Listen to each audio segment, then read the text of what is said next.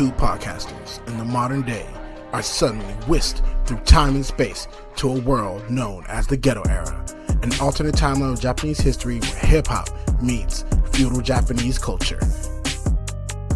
Watch as the nonchalant Selikujo works hand in hand with the energetic Juice Lee in order to spread the word of the legendary Cuban Links. Yeah, you know. Hey, you know. Ooh. My nigga, you know, I talked to my nigga Quentin Tarantino real quick. I call him Quentin. That's cute. You know Quentin Tarantino like that? Hey, you know what I'm saying? I'm walking with the peoples, you know what I'm saying? Yes, I call him Quentin. We on first name basis, you know. Exactly.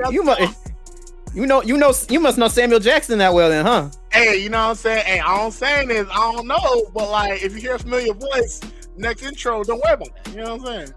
It's not AI. All right then. All right. That's crazy. Yo, what's good, ladies and gentlemen? It is the Cuban Links podcast, and you do not see a lack of sheets on my bed. What you're seeing is a lack of awareness of your classism. That's what you're not seeing right now. And of course, you know what it is. It's the legendary hosts, Juice Lee and my dog Cell. And we got royalty in the house tonight, ladies and gentlemen. Y'all know him. Y'all love him. Y'all might have seen him. Y'all might have seen him on, somewhere on like Instagram. But about like over 200,000. Is it 20K? 20K. I'm not at 200K just yet. He said 20K. He said 20K right now. The 200K coming later. The 200K coming in the mail. He ain't worried about that. He ain't worried about that right now. Ladies and gentlemen, it's the one and only King Drew. What's good, Drew? How you doing, man? What's good? Pleasure to meet y'all. Pleasure to be here. How y'all been? Yo, I've been amazing. And honestly, we're a huge fans of your content. And what really motivated me to get you on the show was when I heard about your free Lud campaign for your man's little bit. Yeah. Okay. Yeah. That dead ass inspired me because I'm like, at first I'm like, this is King Drew.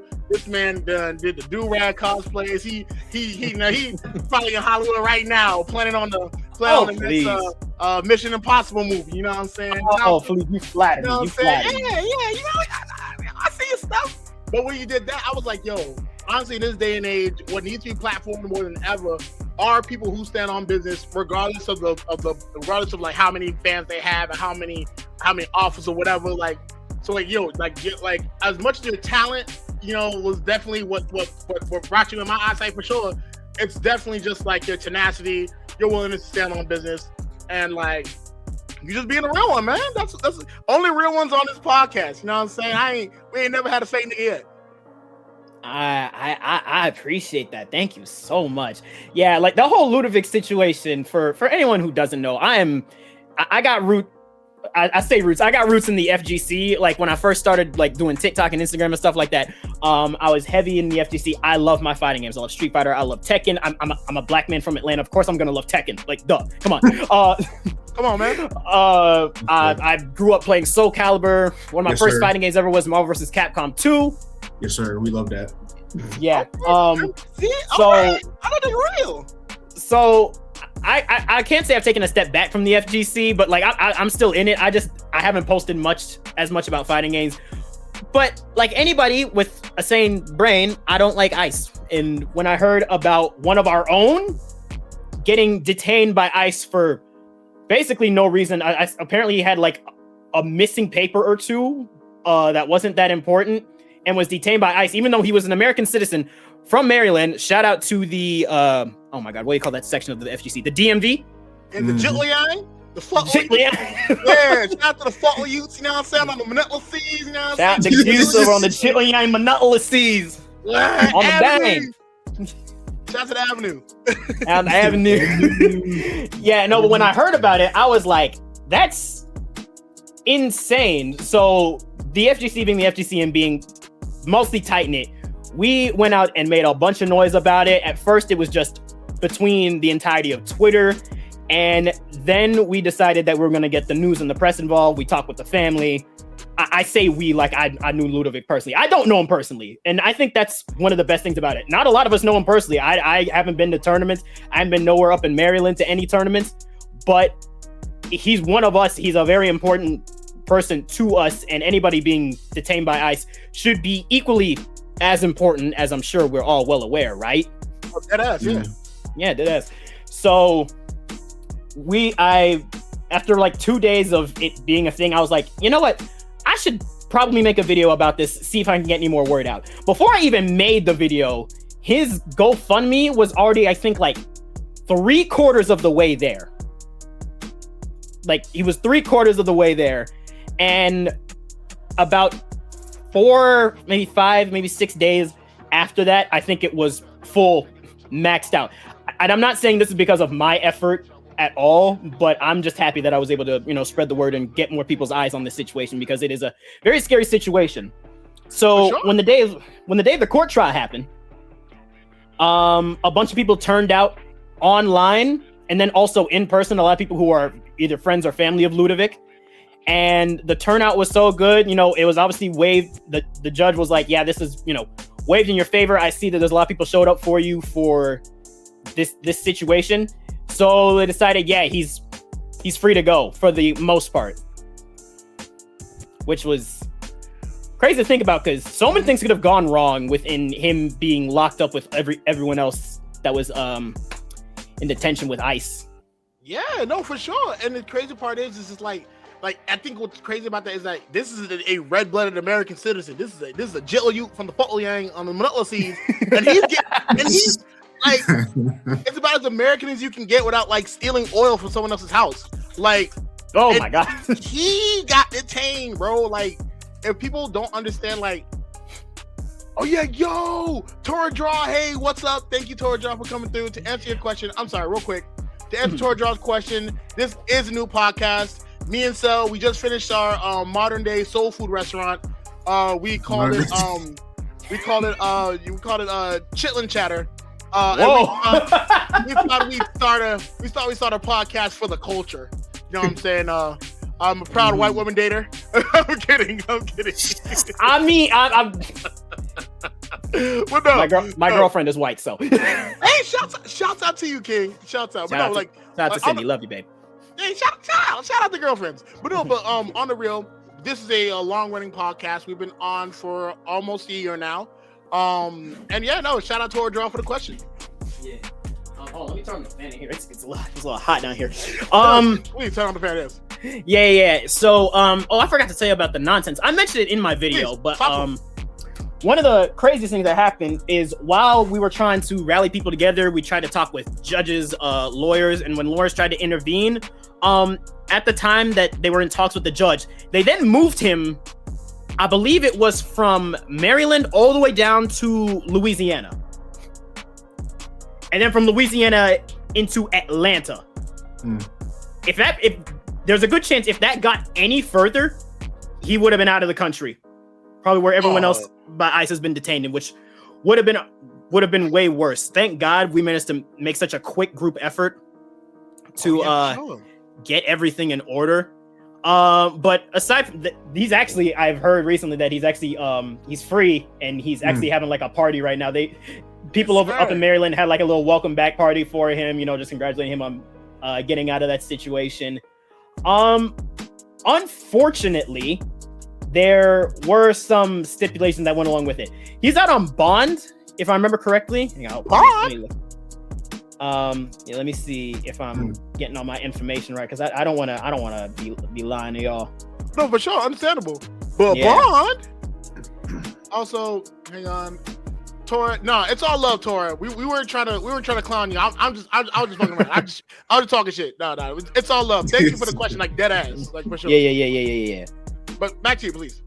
Yeah. Hold on. I'm getting some more information because I don't want to skip a beat. I should have gotten this together before I like hopped on, of course.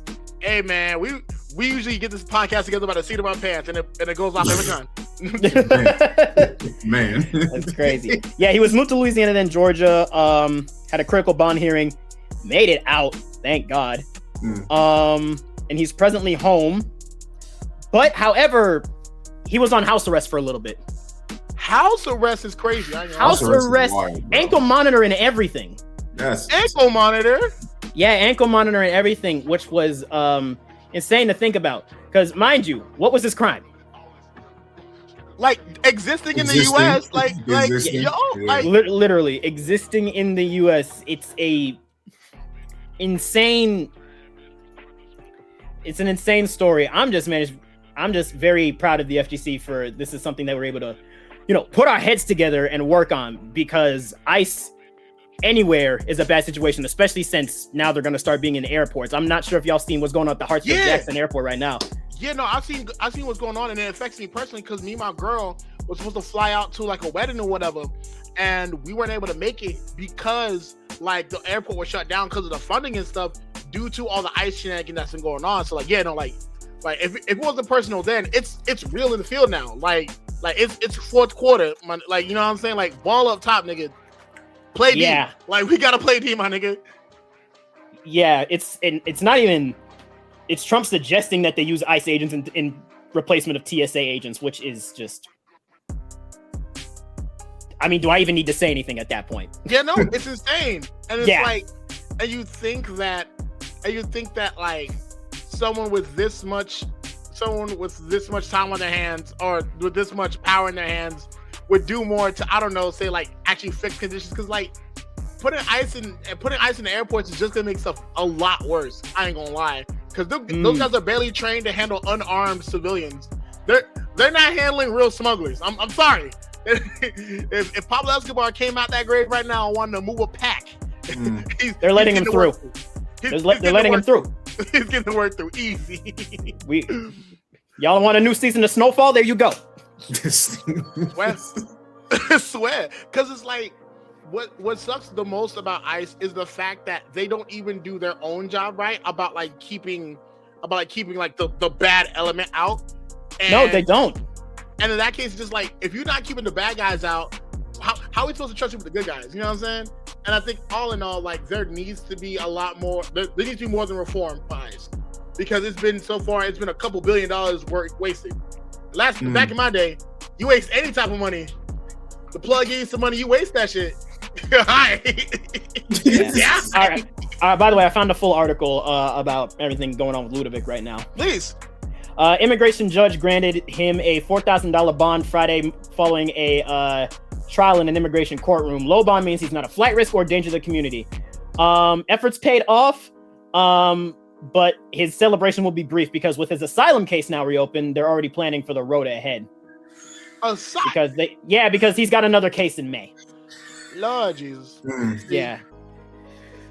It's a whole lot of nonsense, but once again, I'm very proud of the FGC, and I'm very happy we managed to pull through, because like this is we take care of our own around here. We at least try to take care of our own around here. For sure. And shout out to the FGC for beating them allegations. I ain't gonna lie, because for the longest, like that boy LTG was carrying the banner for the community in the worst way possible. Dude, anybody who's been in the FGC for at least more than like 5 or 6, like if you've been in the FGC for like 6-ish years, you would know how bad of a dude Low Tier God is. Like anybody who's been in this community since like 2014, 2015 knows Low Tier God's always been like an asshole. Like no one's ever really liked the guy. Like the resurgence of the you serve zero purpose meme. Like it was funny and all, but it's just like everybody knows that he's a bum. Like he's not a good dude. Never liked the guy. As funny as as great as it is to make fun of him, it's just like he's never really been like, a great person at all. Understandable. And the same thing, that's why, and the same thing, good thing that he's only relevant as a joke nowadays. But if anything, shout out to those efforts. Shout out to people really making the changes. Speaking of gamers changing the narrative, shout out to NSC, New Save Collective, a collective of gamers that do just that by making actions in games like Arc Raiders, also in games like Fortnite, with education on how to handle like ICE situations and things like that. If you're wow. Yeah, no, they're amazing. I heard of this guy. I run with them actually. They're cool people. Okay, cool. If you're interested in if anyone's interested in joining their server, you can check them out on Instagram and NSC. So N as in never, S as in stop, and C as in collecting power. You know what I'm saying? NSC. Definitely check them out. Amazing people, wonderful people all together. That reminds me of something actually. It's funny you mentioned like informing people on stuff like Arc Raiders and stuff. Have y'all seen that guy on Arc Raiders who be knocking people down and then be like, "All right, buddy, I got a question for you," and then they're like, "Yeah, what's the question?" It's like, and if you answer this question correctly, I'll let you go. He's like, "All right," and he asked them, "What do you think of Donald Trump / Ice?" Yeah, I think that's the Mindful Gamer. He's amazing. If anything, anyone who's watching right now, y'all know the Mindful Gamer. Tag him in this when this drops. We want to talk to the Mindful Gamer. The Mindful Gamer is like, he's one of the reasons why I found NSC in the first place, because he paved the way for me to really understand that, like, gaming can be useful. You know what I'm saying? Like, it's art for a reason, right? And I think that it's important that people understand that there is more to gaming than the trash talking lobbies, than the jokes, than the Leroy Jenkins. There's actual like social change and growth that can happen in these places. And it just takes people bold enough to show that. You know what I'm saying? Mm-hmm. Yeah. But if anything, for sure, yeah. And if anything, let's run the motherfucking intros. You know what it is. It's your boy Juice Lee, aka Juice on Literature, aka Lee Cap. Shout out to them boys in West Belfast, aka Juice Banner, aka Juice Bling Scene, because I was born in the USA, and I'm not proud of it. You know what I'm saying? That's crazy. AKA Blockley, because I open the 8 gates to hop over them when the cops come. Passing it to my boy Cell. Introduce yourself. Yeah, you already know what it is, man. It's Dark Side Kuju, aka Black Yusuke, aka Hodorochi. You know, we out here. And King Drew, you got some AKAs? You got some AKAs you want to try going? Yeah, I mean, I got a few. What's up, everybody? My name is King Drew, aka Drew, as you can call me, aka the illustrious Lord Frieza, also known as aka the cosplay with the do-rags. Pleasure to meet y'all. Bow, yes, sir. And if anything, we're glad to have you on and all that. Now we're gonna switch gears. I'm gonna switch from this screen showing my amazing face and my amazing laptop. Shout out to my laptop, Silver Chariot, because I'm a JoJo's guy. Okay, JoJo. Real for that. Yeah. Speaking of which, JoJo's Part 7 so far. Gas. It's fire. Absolutely. Fire. Yeah, and I'm gonna show y'all the video game news. What we got today? All right, it's gonna be fire. Don't worry. Let me just boom, and then share, and then boom, and then share, and then boom. All right. So we've got the Crimson Desert final review. We won't go over that. What we will go over: top stories. Let's do.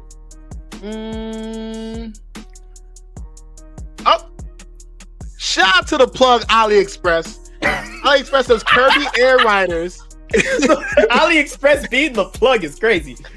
Shout out to that plug, boy. AliExpress got Kirby Air Riders for Nintendo Switch for less than $40 with free delivery. Come on, who's beating that, bro?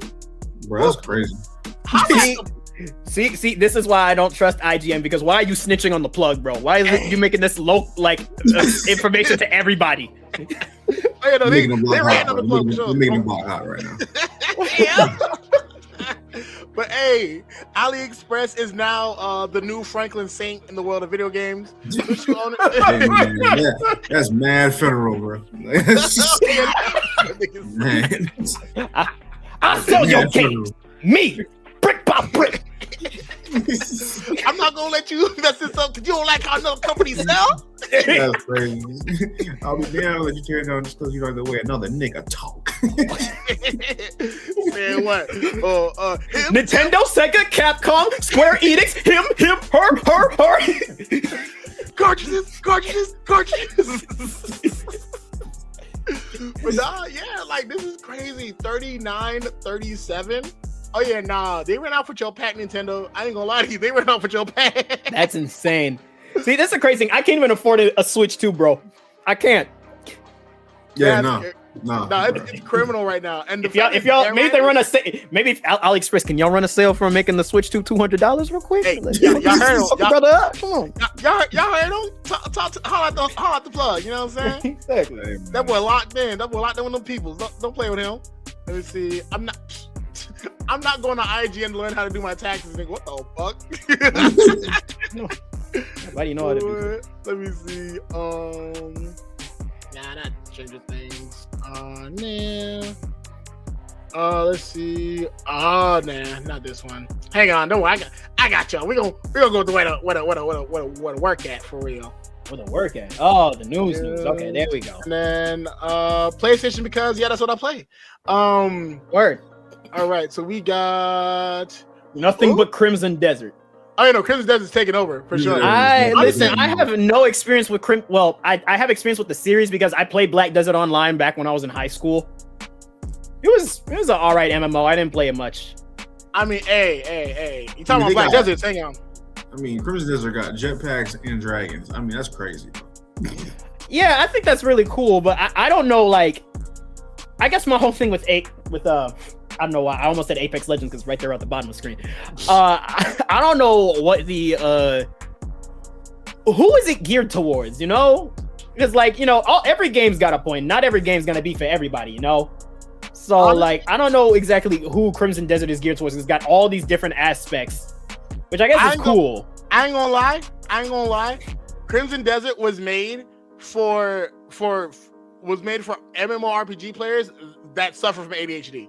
I was gonna say it's made for niggas with ADHD. Hey, maybe I should play it. Maybe I should. Niggas, if you're on the spectrum, like if you have to watch YouTube while you eat, this is for you, bro. Like that's for you. But all right, well, dang, I guess I need to play this game then.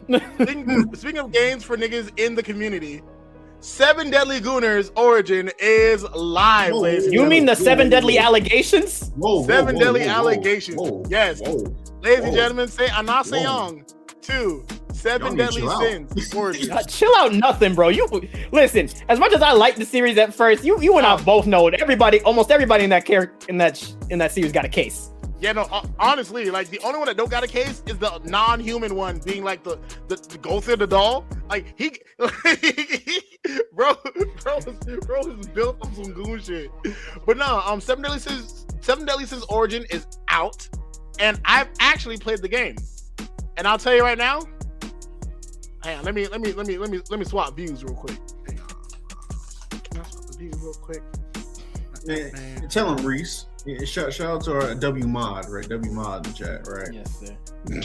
King got a case. He taking advantage of amnesiac shorties. He said, "Hey, I want you to look at my Facebook. First off, Kings of Queens. Oh my lord. Oh, this is what we do. Hold on a moment. They got the Koofy. What I leave? On? Sound like hating. Kings of Queens. Let me let y'all know something. It is Genshin Impact with a 7 Deadly Sins rapper. I'm not gonna lie to you, twin. It is Genshin Impact with a 7 Deadly Sins skin. Again, and I don't even care about Genshin Impact. I'm actually mad about this, bro.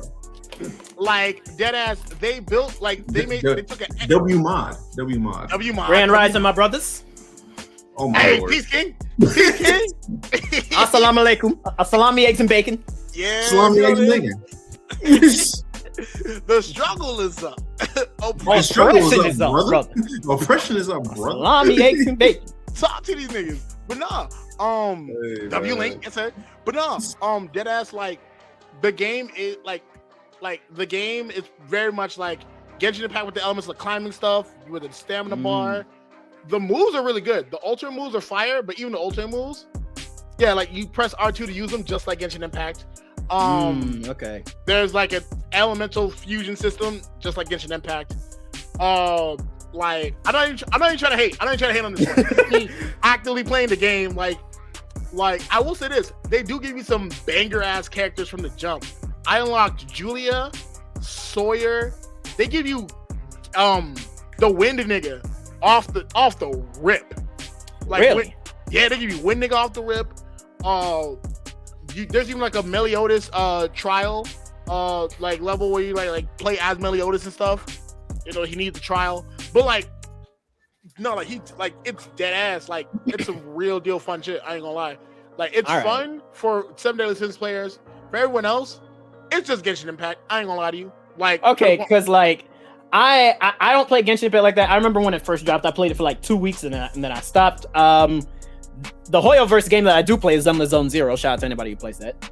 oh yeah, I tried Zenless Zone Zero, and I was rocking with it for a little bit, but it was like I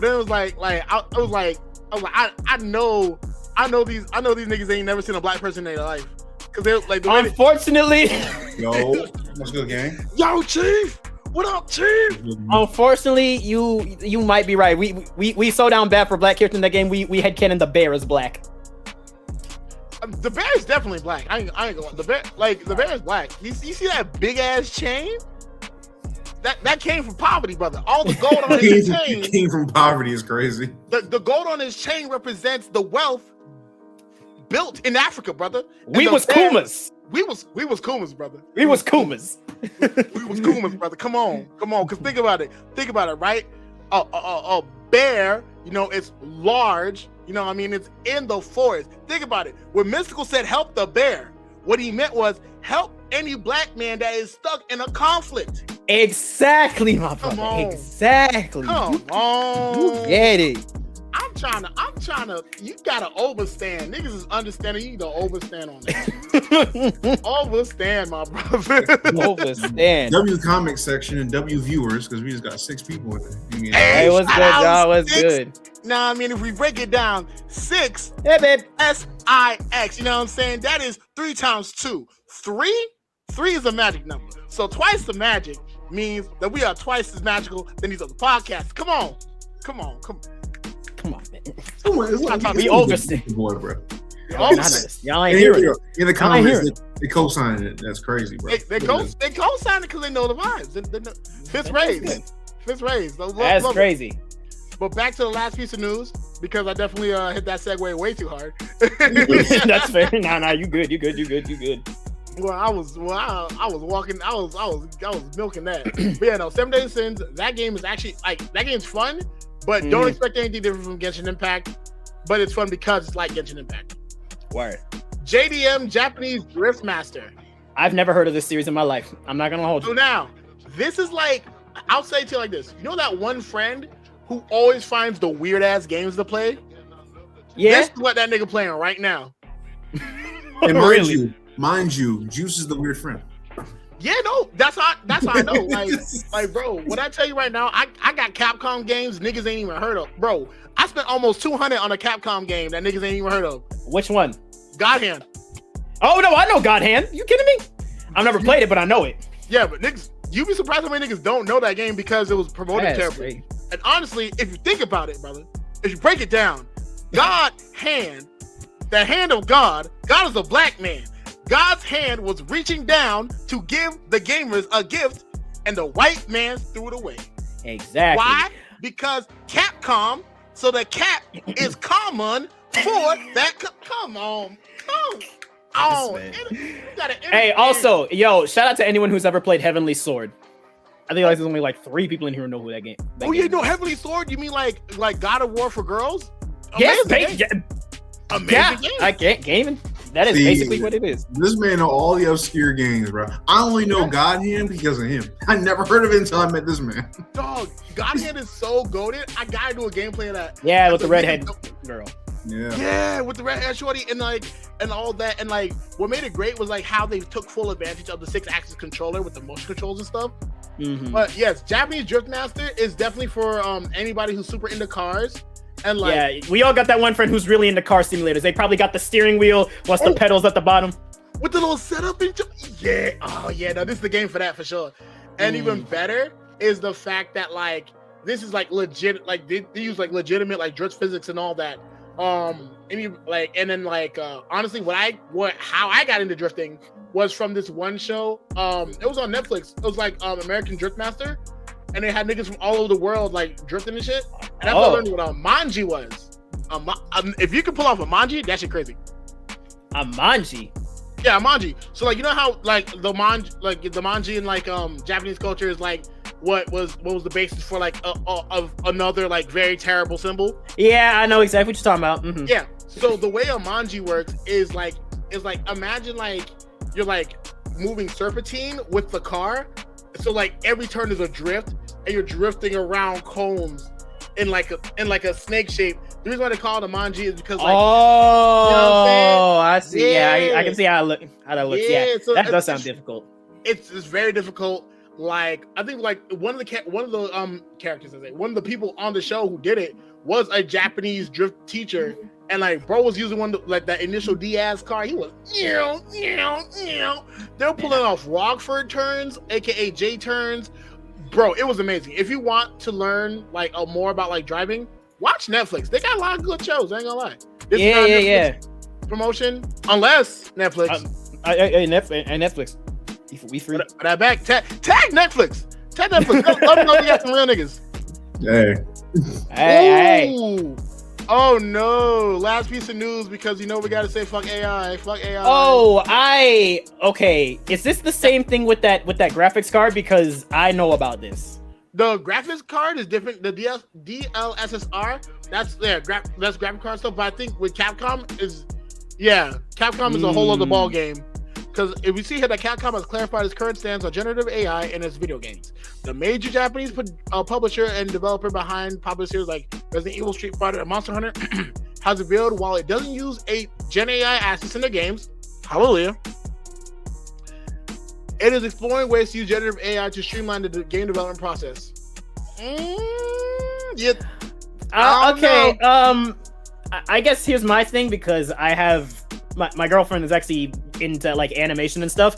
For stuff like Into the Spider-Verse and like Across the Spider-Verse, they had like in-house like what do you call it? Like in-house bots that they made themselves to help them smooth on the process of animation because animation takes forever. Oh, for sure. It takes forever. And they have this AI that helps them like not exactly like complete pages for them, but helps them like fill it out and figure out what they need to do next. It could be something like that, but if not, then I don't know, man. And that's the thing, like as much as it is fuck AI because of how it actively damages our environment, there are some decent uses for it, for sure. Yes, very much so. It can definitely give access to a lot of disenfranchised communities, but the issue is with AI, it's used further than a tool. For example, like farming tools are perfect for farming and things like that. They make farming easier. But as many rappers will tell you, you can't turn a hoe into a housewife. Nope. Jesus. It was a double entendre. It was a point, but also setting up for a joke. I was also gonna say a lot of that generative AI nonsense that people be using just be ruining the environment for other people. Ask Memphis. Ask anybody in Memphis, Tennessee. Their water supply is all messed up. I'm pretty sure because of the AI data centers they got over there. Dead ass. It's like, and it's crazy how hey. I'm just saying, if you take a look at where all these AI data centers are placed and where they're poisoning water, you'll find a very similar situation going on. Exactly. Just saying. Good thing my camera wasn't on, but niggas know. No. You see, my brother, it's called artificial intelligence because they are artificially trying to poison you with ways to mess with your mind. That's it. Talk to him, King. Talk to him. Exactly. There's no intelligence in it. Yeah, no, and that's fair. Yeah, definitely, we need to put a plug on the damage that AI does before we can reevaluate how to use it properly. Because it's the same way like with ICE. Like, there's no reforming ICE. We have to stop ICE and find a better way to manage our border, for sure. But you didn't hear that from me. So hey, all I'm saying is there ain't no such thing as an immigrant on stolen land. So talk to him. But no, if anything, that's the last piece of news. So in this case, let me get back to the other screen I was using. And yeah, so what's the anime news looking like? So anime news. So first piece of news, nothing too crazy. JJK season 3 part 1, the finale is this Thursday, and the visuals is looking crazy. I have not seen a single visual, mainly because I don't want to be spoiled on it yet. But yeah, sent that quality. I read it.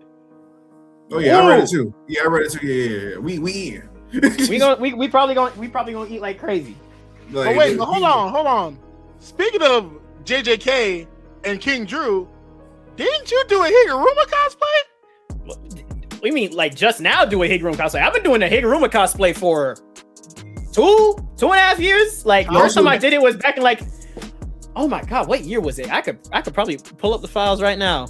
Hey, I just wanted you. He also I just wanted to did let a things know. Jamaican. He did a Jamaican dub of JJK too. Oh yeah, I've done that I've done that a few times now. Hey. First, If y'all need a Haitian dub, I got you. that would be hilarious. Actually, you know that would be funny. That'd be really funny. Rob So Petty. Hey, you know to find me. Shout out Rob. That guy's amazing. All right. So first time I ever. W love in the chat. Thank you. Thanks, babe. First time I did it was there. First time I did it was May 2022. Mhm. First time I cosplayed Higurumi. He's like immediately like one of my favorites. I was like, oh my god, this guy is so cool. Absolutely loved him. I love. It's funny because some of my favorite fictional characters are like attorneys. Like shout out Phoenix Wright. Shout out Matthew Murdock, aka Daredevil. Shout out Higuruma. Better Call Saul. Amazing show. Oh yeah, no, Saul. You mean Saul the finesse god Goodman? Yes, sir. Saul Finesse God Goodman. Wow, that's a Saul run off with the Pat Goodman? Yes. That's crazy. Yes. You just, bro. Saul slime lord Goodman? Bro, he's like, bro, the episode where he slimed his brother out in court in front of everybody. I was like, yo, this nigga different, bro. Mr. Just took off with your money, Jimmy. Bro, Pooh Shiesty got competition. Pooh Shiesty and Saul Goodman in a room. It's a slime off. Slime off. Oh my god, Bro. that's insane. Yeah, but yeah, no, I love JJK. Currently the JJK fan base right now on Twitter is doing something absolutely hilarious, by the way. What up? I'm not sure. Y'all know what like the modern day definition of LARPing is? Yeah. Yeah. It's like being like a fake fan of something. They're currently doing that right now on JJK Twitter. They're having this random Twitter account called Kogane, which is the name of that little bug that follows you around in the Culling games. It's just like, hey, we're starting this thing called the JJK LARPing games. Oh my lord. Whoever can get the best bangers off of like pretending you're a fan of JJK wins. I dig it. We actually got and there's actually like rules put in place. It's really funny. They got rules in there. That's crazy. Like it's the actual Culling games. I love a fake fan. Yeah, apparently LARPing means something different now. I didn't know. This Yeah, is well, news to me. LARPing. I didn't know that. Yeah, LARPing used to mean live action roleplay. It's something a lot of nerds do. But now the modern day version of LARPing is like sort of like being like, hey, you're a fraud. It's like being a fan of a video game that you have never really played before, like getting into arguments over it. That should be funny. I ain't gonna lie. I've had many of people like it's like I'll get into the details later, but like especially with the homie Chief. 'Cause I was talking to Chief about this earlier.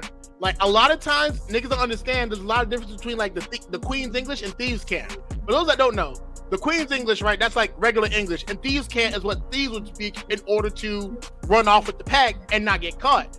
For example, like saying like Dunny instead of friend, or saying saying sack instead of amount of drugs and stuff like that. That's what's happening nowadays with stuff like LARP and things like that, where it's like in Queen's English, LARPing means live action role playing, but in Thieves' Cant, LARPing is just a way to discredit fandom, and that's weird as fuck in my opinion. Because also but also I was gonna say sorry, I didn't mean to interrupt you. Oh no, you're good, man. Oh, cool. I was and plus like with the whole LARPing thing, it makes sense why they'd use LARPing to be like, oh, fake fan, because like, oh, you're live action role playing a nerd in this case. But also it's like, isn't that what nerds do? Like if the diss is just an aspect of the culture, that's like me saying, oh, you're a rapper. I bet you write your own lyrics, bitch ass nigga. Like, you know what I'm saying? Like, I mean, I think when it comes to like video games and anime, it's a little bit more different than that, because it's just like it's mainly people who get into arguments over things that they haven't actually fully interacted with, which is kind of like why would you get yourself involved with something that you're actually not fully a part of? It's like recently, there was a lot of Resident Evil fans out there who actually haven't played the Resident Evil games. Oh, like that. Yeah. I could see like if they maybe watched the movies, even though the movie's like terrible. I've never seen the movies. Never. Lore wise, the movies like straight up gut the continuity. But like as niggas, I like the animated movies. The animated movies are better. oh yeah, no, that's because Leon put belt to ass. Like yes, Of course. Leon BTA S Kennedy. They forgot the rest of it in his middle name. It was, Like dog, there's like it's just like I've seen. There's apparently been like a bunch of different like Resident Evil fans nowadays who like try to discredit Chris Redfield. You know, the first ever Resident Evil protagonist. Like that man wasn't known for punching a boulder. Was for it the years. man? You talking about the man who punched a bullet with his bare hands? Yes, That Chris? exactly. you mean Come on, bro. Chris? You mean Chris who put the who Mr. Onsite Chris? Chris Rocket Mr. Redfield. Yes. So, Chris run up on the op with fire drawn. Chris Yes. down the slide homicide Redfield. Mind you, Chris Redfield was put in Marvel. Mind you, who was put in Marvel vs. Capcom 3? Hint: it wasn't Leon. All I'm saying. And the way Chris be hitting niggas in that game, he be fighting niggas like they strangers, bro. He be beating up on other Capcom niggas, bro. He be hitting Dante like that nigga not immortal. That's crazy. Go off toe to toe with the God of Thunder. Does not care. Bro, he be throwing them haymakers too. And then just in case you want to back up, Deagle right there. Cause like anyone who discredits Chris ain't playing the games right. I ain't gonna lie. Nah, you playing Sheva. You have to play Resident Evil 1 as much as you might think, oh, it's long, it's a slog, the controls are tanky. You'll get used to them. Grow up. Thank you. Grow up, nigga. That's what I be saying about Assassin's Creed. Like people be saying like the first Assassin's Creed is like plays so terribly. It's like, bro, Play so terribly. listen. I'm sorry, the Assassin's Creed series, the first game. They be saying that game controls terribly? Yeah, they said No. compared to like Assassin's Creed 2 and 3, they hate playing 1. But here's why they think that game controls terribly. You ain't never had to run from the cops. You never had to hide from nobody. Who you owe money? You owe Hard Rock money, nigga. I ain't never run from no cops. I've lived in the suburbs most of my life. Okay, I'll say that right now. You play Rain Bet. Nigga, you owe your buddy $20 for buying some Starbucks. Niggas talking about some Assassin's Creed 1 controls terribly. You ain't never had to hide, nigga. You ain't never had to run your life. Got a credit score of 700. You'll be alright. I swear. Here's the thing. I think the first Assassin's Creed game is the only Assassin's Creed game that I have not played.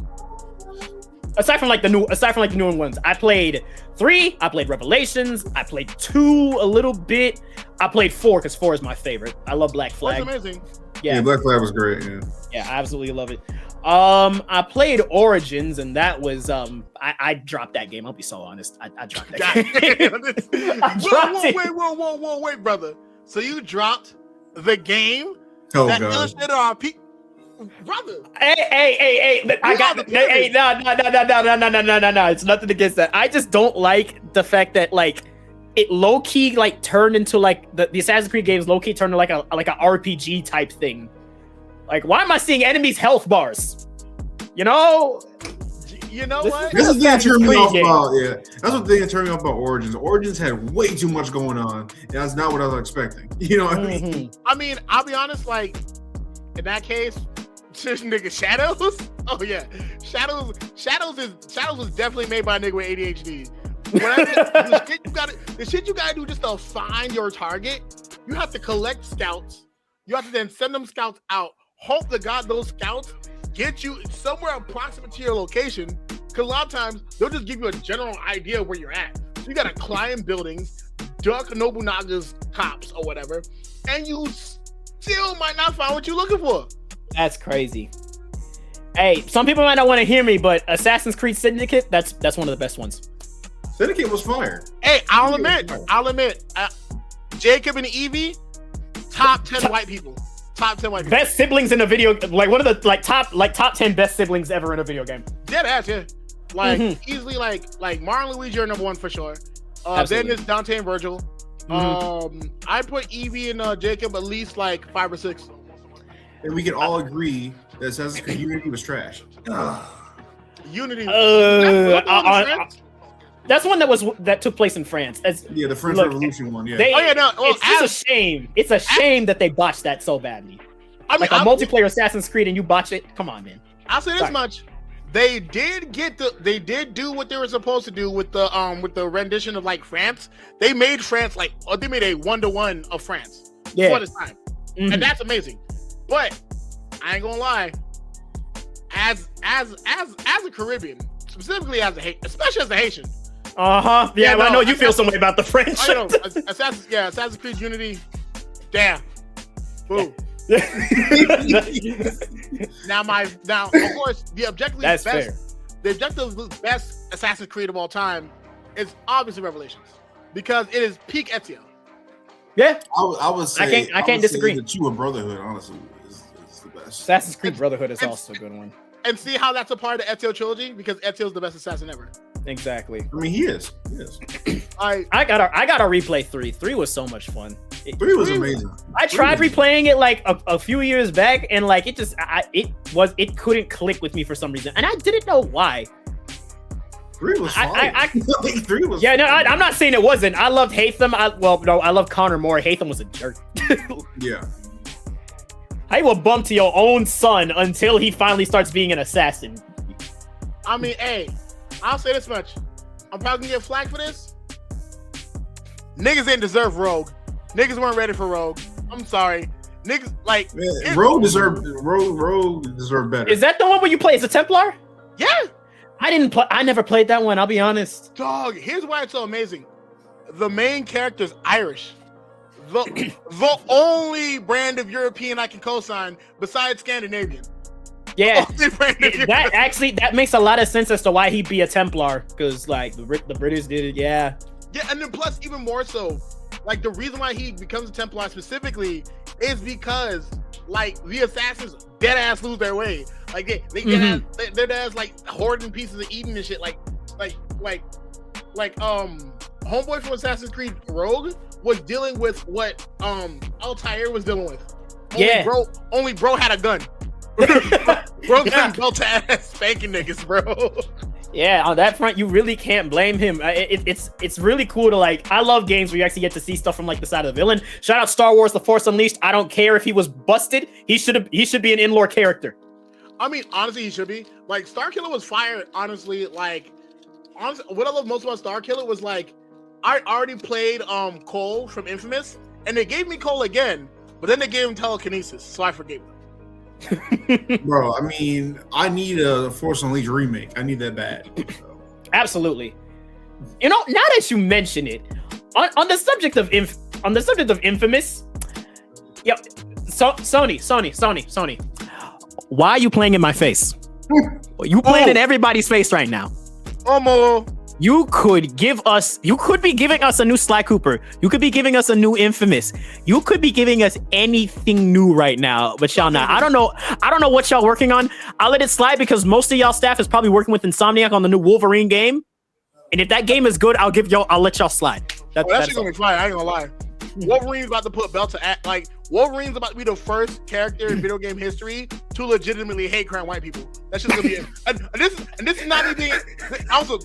I have the Kofi on, but I'm not being anti-white. Like that was just a setup for a joke.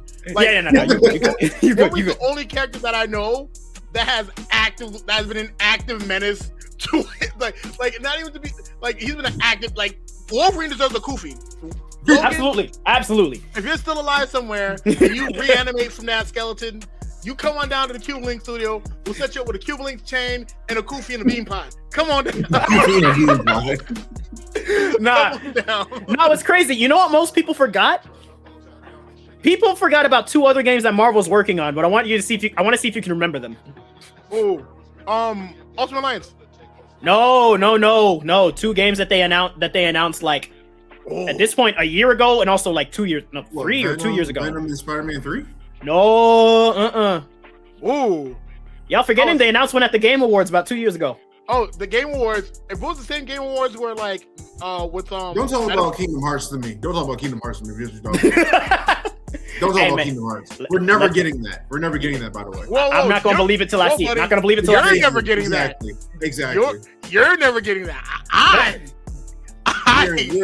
we're never. It's in the same realm as Fable. We not getting that either. Okay, no, but y'all don't remember Fable, my nigga. No, who didn't ask for Fable? I didn't ask for Fable. I asked for Fable, boy. I used to play that series. Nah, don't play in my face like that. Nah, but the two Marvel games that people forgot are being made right now is 1943, which takes place with Captain America and King T'Chaka. Yeah. And then also Blade. Yeah, that's right. And guess what? Fresh cut. And guess what? We're never getting that Blade game, by the way. Don't say that, please. Don't say that. We're never getting that Blade game. We never get that Blade game, just like we never get that Blade movie with Mashallah Ali. Bro. If we don't get that Blade movie, Mashallah Ali, I got words for niggas. And guess what? We might not get that 1943 Marvel movie. I know they delayed it. We might not get that. I know they delayed it a hot minute ago. Yeah, but we're not getting that. We're not getting those. It's the same realm as Fable and Kingdom Hearts. We're never getting those. Hey, no. At least Fable is actually real. Like, we know when it's dropping, I'm pretty sure. Fable is possible. Very not even possible. They showed off gameplay and everything about a month ago. Y'all missed that? We seen a trailer for Kingdom Hearts 4 like 3 years ago, and we haven't seen nothing else. In their defense, between Kingdom Hearts 2 and 3, that was 13 years of development for a reason. Like, and for real, it's 3 years. It's great spending 3 years to make any kind of game, whether it be Final Fantasy or whatever. That's a quick minute for them niggas, bro. Listen, I'm gonna put a hand on your shoulder. Sorry, I was gonna say I'm gonna put a hand on your shoulder. Let y'all know this right now. We're not seeing a glimpse of any Kingdom Hearts game until they are done with Final Fantasy VII. They got one more game in them, and that's Red Ball. I'm not gonna lie, twin. You're right. You're right. Yeah. But also, no. Wait. Actually, no. Time out. Pause it. First of all, I can't co-sign that one because we got Final Fantasy 16.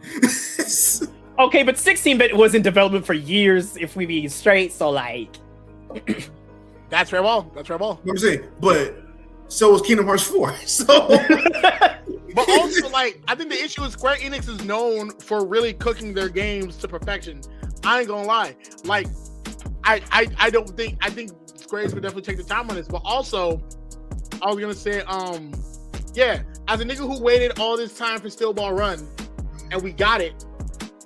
Anything's possible. I understand that, but again, they gave us Final Fantasy 16. We don't even have a date for the last Final Fantasy 7 disc. We don't even got a date for that. Well, I mean, in their defense, like, there's so much content to pack, and they're remixing the work. Like, they're putting fat in the pills. Like, niggas is remixing the work. Oh god. I'm gonna believe all that when I'm playing it. Okay. When you stand in line doing the fiend lean for that new Final Fantasy game, that's what like. That's fine. Hey, listen. I do love I love Final Fantasy 7. Shout out Barrett. That's a real brother right there. Of course. Yeah, Barrett. Yeah, absolutely. I don't know how Square Enix really be managing their games nowadays. I don't know what they're doing. Like, I generally don't know how they do what they do. I don't know. Honestly, like, I know Tetsuya Nomura. He not leaving. They got that man in prison. Wait, who? The guy behind Final Fantasy and also Kingdom Hearts. Oh, Tetsuya Nomura? Yeah, Tetsuya Nomura. Yeah, they got that man locked up. He's not seeing his family. Absolutely.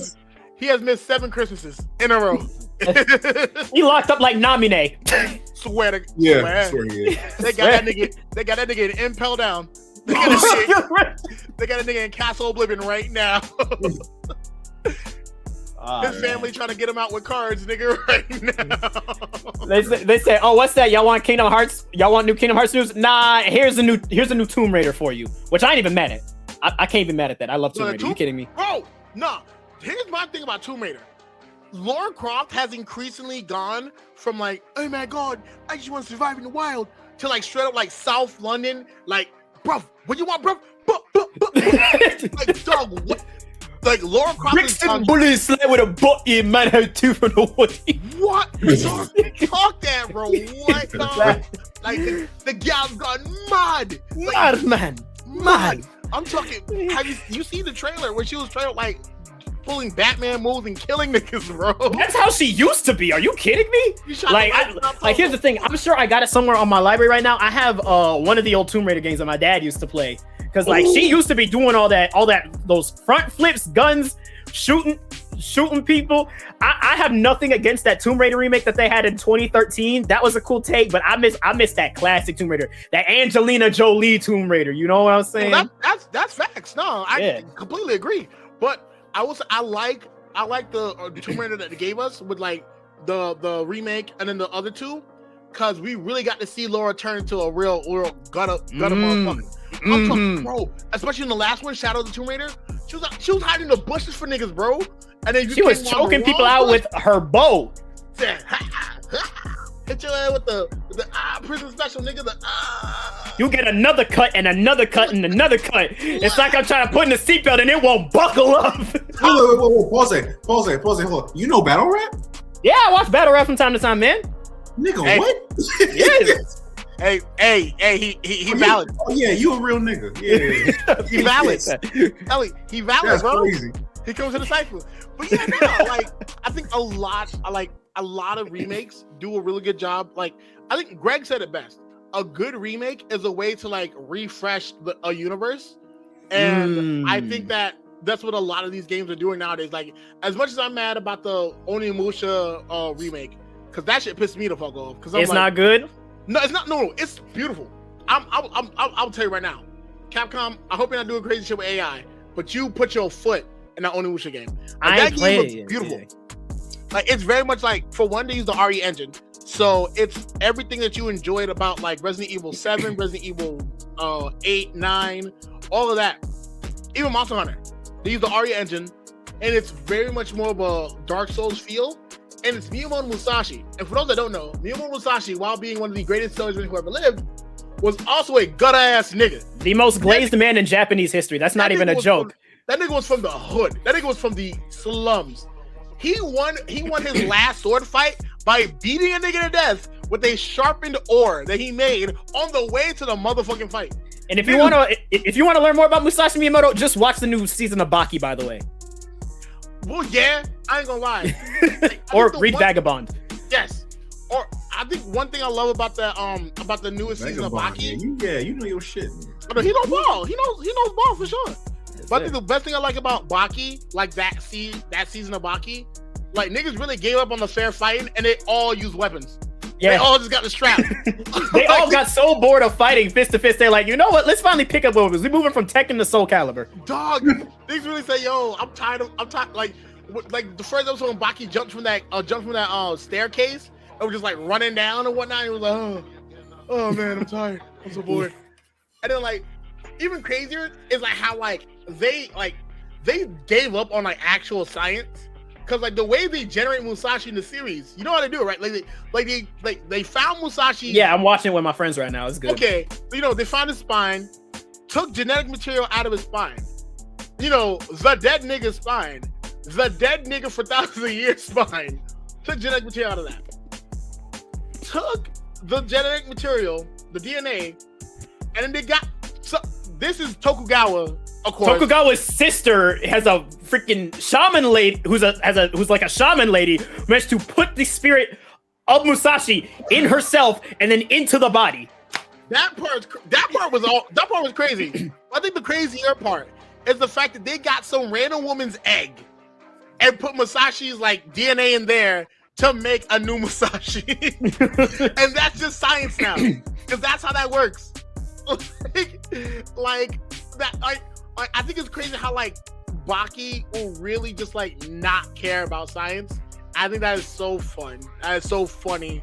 Like to the point where like even in the earlier season when like Doppio lost his hand in that fist fight and bro was like dick, and then the main villain was like, haha, yes, I cut your hand off. As a karate master, you punch things. You need a hand to punch things, right? And for bro with the bald head, honestly, I should have known it was gonna happen because he's a bald-headed nigga. Bald-head niggas built different. But that man looked at the camera and said, I hate having hands to punch things. They hurt when I punch them. and then beat that nigga with a stone. I do not watch Baki for any realism. If you watch Baki for realism, you are lying. You want to watch people fight for realism? Watch Hajime no Ippo, bro. But no, shit was killing me because like, bro really sat there and had a whole monologue about like, man, as I was training in my martial art, I hated having hands. It was the worst feeling ever. Now I can punch even harder. Oh my god. But that shit was killing me. That was almost as bad as when Broski pulled up to the dojo, blew that bitch up, and bald nigga's son was posted mid-explosion after the fact. Like, let that nigga get up. And then he took turns having his students beat that nigga's ass. Like, bro, Baki is nothing but just bad science and jumping niggas, bro. Literally, it's just like, oh yeah, I'll hit him with a jab. And then suddenly a narrator goes, in 1896, a man invented the anti-jab technique or some nonsense like that. And the anti-jab technique is just eating that nigga's hand off. They're like, in the 1950s, they found out that it's hard to punch without a hand.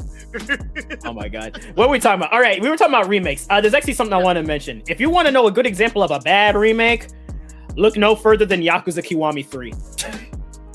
Well, honestly, I cannot co-sign that remake, unfortunately. Sega did so much weird stuff with that game. You got it right there. Look, pre-order bonus. It's a good game now. It's a good game. It's amazing. Hey, man, listen. I've heard they did so much weird stuff with the game. Also having a dude like an actor who's like a known creep on their payroll. Oh yeah, no, yeah, the game, like that's just actually insane. Like all jokes aside, though, that's actually insane. And not only that, they wrote out a trans person story in the game. Yeah. Like, no, it's like Yakuza's making all the bad moves, all the worst moves right now. And I don't know what RGG be doing nowadays. It sucks. Honestly, here's what they fucked up. When they started naming it RGG, or when they started going like a dragon and just keeping it Yakuza, that's when they fucked up. Because here's the thing, right? It's one thing to be like, oh yeah, Kimetsu no Yaiba. When you start calling that shit Demon Slayer, that's when it gets bad. I'm just saying, keep it Japanese, y'all. Keep it Japanese. Keep it obscure. Are you saying like Yakuza fell off after they started trying to appeal more to like American audiences? Hey, Like a Dragon 7 only popped because the main character was a real nigga. And the only way they could make that main character real nigga was by making him blankety blank blank. If you know, you know. Like, the only reason that he was a real nigga was because he was blankety blank blank. It was the blank of blank blank. So because of his blank to blank blank, that nigga was a real nigga off top. It was literally in his DNA. Like, to be a real ass nigga. And that's the real. And it's like, as much as I want to be like, oh yeah, like, and I'm not gonna say that 7's bad. No, I have 7. I have Infinite Wealth right now. I gotta beat Kiwami 2 first, then 3, then back to 7. But don't worry about that. That's my problem. That's my cross to carry. Yeah. But what makes it crazy is the fact that like the Kiwami series, I did love it because it gave us I feel like the Kiwami series was definitely them saying, yo, let's be real. This guy saying he doesn't kill and he's throwing niggas off of rooftops and shanking them straight up in vital organs for his special moves. Let's really lean into the bullshit that is this game. And that's how and I think that's great. But then when you do stuff like what you did with 3, I'm like, come on, RGG. We're losing the plot. And the plot was already lost. The plot was lost when the self-trained killing machine starts doing karaoke instead of on his way to fighting the U.S. federal government. Like the plot was already lost when the man who had to like retrieve $1 billion spends half a day in an arcade before he goes off to fight the next money laundering Yakuza who's also helping the U.S. government. Well, here's the thing. Like, Yakuza games, they're supposed to be ridiculous with some of their stories, but at the same time, their stories can still hurt you. Like those stories, like there's some really good like heartfelt stories. That's the thing I love about Yakuza. It balanced out the ridiculous with some really good like serious and tragic moments, whether it be side stories or whether it be the main story itself. That is true. It feels like Kiwami 3 lost sight of that. Oh, for sure. Yeah. I think Kiwami 3 was trying way too hard to be like a dragon. Hence why they really upped like all like the stylized features and the Okinawa stuff. Which shout out Okinawa, the home place of karate. Yeah. You know what I'm saying? But honestly, like when they tried to lean into the Like a Dragon and stop doing the Yakuza thing, that's when niggas fell off. And then plus, now we're getting what? Gang of Dragon and Stranger Than Heaven. I don't even know no more. We don't know that Gang of Dragons thing is even happening anymore right now. That is yeah. true. Her and them boys got defunded and all that. Oh no! Yeah. That's crazy because like it's the first Yakuza game where like he's like dead ass just hitting niggas with Dracos and shit. Like bro was one scene like there was like a cutscene of cutscenes where it's just like he's doing this, he's doing that, he's doing this. There's one part where he's just switching niggas down in the alley, and I was like, what the fuck? Yo, why can't we get this as Yakuza? I don't know, man. I feel like they've just lost sight of like who plays these games. Oh, for sure. Yeah, like you're losing the target audience here. Which is but weird. I will say this much: I have no issues with these remakes existing as long as the original's there for me to play. Because if you actually start trying to get rid of the originals, that's where I got an issue. But also, they are trying to delist Yakuza 3. They tried. I'm pretty sure it's still on there. Hold on, I gotta check Steam right now. It's right there. Oh yeah. If it's on, that's great. Me, I get my stuff from the library.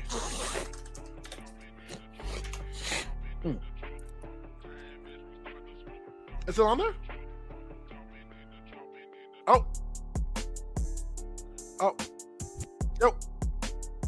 Oh, okay. Sorry. My mic muted. I was saying, Yakuza 3 Remastered is still there on a bundle. Yes. And with this new PC, boy, I'll probably download that bad boy once I get paid. Yeah, but you gotta download the entire bundle. It's like, let's say $104 right now. 104? Yeah, because it's every Yakuza game. That's easy money. That's of course. Yeah, it's got Yakuza Kiwami 1, 2, it's got 3 remastered, and then it's got 4 remastered, and then 5 and 6. And then Yakuza 0 Director's Cut. Oh yeah, I got cup noodles. We good. I get it popping. Paris. Ramen, no packet. No packet, dog. What? Nah. No packet, straight water. Yeah. I'm not a big ramen person. That's the crazy part. I mean, because I'm getting that from like a restaurant. I'll whip it up nice. You know what I'm saying? Like me, I'm a bougie type nigga. So like, first off, water, that's for the poor. We use like broth, little coconut milk, make it Italian thing. You know what I'm saying? Yeah. Then add a little curry paste. And then you whip that bitch up, take it nice and red. Yeah. Now here's the secret that they won't tell you. Peanut butter. What? Little bit of peanut butter. I know what you're thinking. Whoa. I'm open to listen. Please explain. A little bit of peanut butter. First off, it thickens even more. And then also it adds a nice nutty undertone, like a nice nutty taste.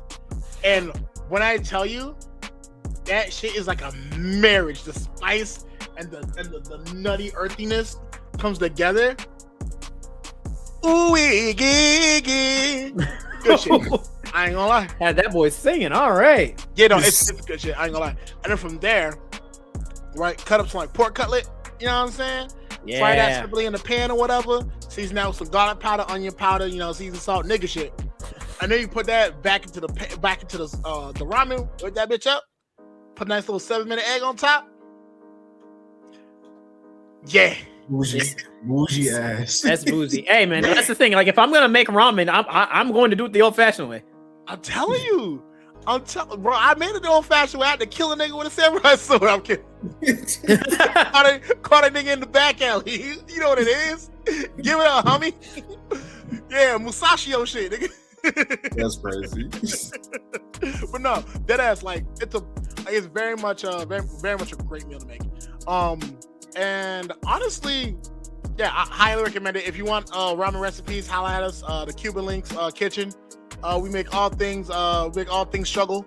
You know what I'm saying? We got a great waffle recipe that only takes flour and water, no eggs. You know what I'm saying? No eggs is crazy. No eggs. Also, fun fact: applesauce is a really good substitute for eggs when you need a binder. Wait, what? Yes, applesauce is a good substitute for eggs. So like, cause my one of my sisters, she's a vegan, and she made this one red velvet cake with using like applesauce instead of eggs, cause she can't have eggs or whatever. Nigga, when I tell you, the red velvet cake came out blue, and I gave as much as a fuck as Donald Trump does about the State of the Union. Nigga, I was lit. That shit was good. It was moist. You could sink into it. Lord, it was some. Yeah, applesauce is a decent binder, because the reason why we use egg in the first place is because it's mad viscous, and it's one of the more viscous things that you can actually eat. But like, yeah, you can use like an applesauce as a binder. I'm telling you. Like, I tell you a joke, but I never tell you a lie. Fair enough. All right, yeah. I'll have to give that a shot, man. I ain't had applesauce since I got my wisdom teeth removed. No, that's completely understandable. I've had applesauce in a minute actually. I usually eat applesauce like on the low ski, because like usually I'm just busy eating like rice and meats and stuff. You know what I'm saying? That's how I get jacked. But right. I haven't had applesauce in a minute. But Publix and their decadent cookies. As I go off topic to the Cuban Links cooking show. No, that's fair. Actually, I'll wait till you finish what you say about the cookies. Oh no, the cookies are fire. Like I'll tell you like this, right? First off, Publix like literally robbed Crumble for the recipe, for sure, like at gunpoint. It's the South. They're definitely strapped over at Publix. So they robbed Crumble at gunpoint for the recipe, and they are reselling it for the insane Lowski. They pulled a Blackbeard on them niggas, bro. They serving you 2 cookies for the price of one of them bitches. They put on AliExpress. It's like that I Love Boosters movie. I need to see that. Oh yeah, nah. Shout out Boosters and shout out Dapper Dan. Yeah, no, that junk look fun. All right, I have a serious question to ask y'all, man to man. This is a very serious question I'm asking y'all. Let's go. What's up? When y'all cook, what part of the stove y'all use? Nigga, the front, duh. Which side? Which side though? The right. As a left-handed person, I usually do front left. Yeah, front left, yeah. I do front right. I'm about to say, imagine somebody said back right. I'd be looking at them weirdly. Oh yeah, nah, that's a criminal. That's a murderer. That's a murderer, dog. Hawaii you like the back right is usually the smallest one too. So it's like, what you making on there, bro? Who you cooking for? You cooking for your victim. You gonna underfeed them niggas till they die. You're bastard. You're not slick, buddy. I'm on to you. That's insane. But nah, like what you gonna do with a little piece of your dig? Know what I'm saying? Like, but a brother like me, I use like the big side usually because like, of course, I come from like we're Caribbean, so Papa was Rolling Stone. You have a big family. Oh my goodness. Right? I'm used to cooking with like the bigger side of things, you know what I'm saying? Mm-hmm. I used to cooking bigger portions and stuff. So I use the front left always. Even when I'm making fried rice, even when I'm making spaghetti, even when I'm making just like anything really. Even like a nice like pancake or so. Yeah. Actually no, I'll admit I'm a little bougie. I got a waffle iron. I don't make pancakes no more. We make waffles over here. You don't make. All right, that's fair. But once I find out how pearl sugar is made, it's over for you bitch ass niggas. It's over for you niggas. I'm making the best Belgian waffles on earth once I learn how to make pearl sugar. Oh, that's crazy. Yeah, nah. Y'all, like, what up? I'm about to ask, what y'all used to get from Waffle House? Do y'all got Waffle House where y'all at? Oh yeah, no, yeah. I'm gonna say me and so I'm in Georgia. Oh, you also enjoyed it. Okay, Yeah, I know that. Oh no, I'm in Florida. Oh, okay, word. We got Waffle Houses, but yeah, no, I usually get like the All-Star breakfast. That's special, man. That's all you need. Yeah, that's special. That's all you need. Sausage and a That waffle. Gets you through the day. No, dead ass. Like, and then like, of course, like for lunch, like, I don't know about me. I'm still a street nigga. I'll be going to 7-Eleven. Give me them wings. Boy, them shits hit. Wings at 7-Eleven. Nah. Here's the thing. Here's the secret, right? Here's what they won't tell you, because they usually don't like niggas and they won't do it. You gotta holler and be like, yo, you know, you gotta be like, yo, mamita, yo necesito, you know, the fresh joint. You ask her, hey, can I get these fresh? And if they like you, if they fuck with you, you know what I'm saying? If your credit good, if you ain't run off with the pack, they'll go back there and because they got the frozen joints, and they'll they'll heat it up and it's fresh, and the fresh joint hit different. I ain't gonna lie, it's like fresh food is good for you, son. This shit good. Waffle House is gonna be scared in 2 months. Hey.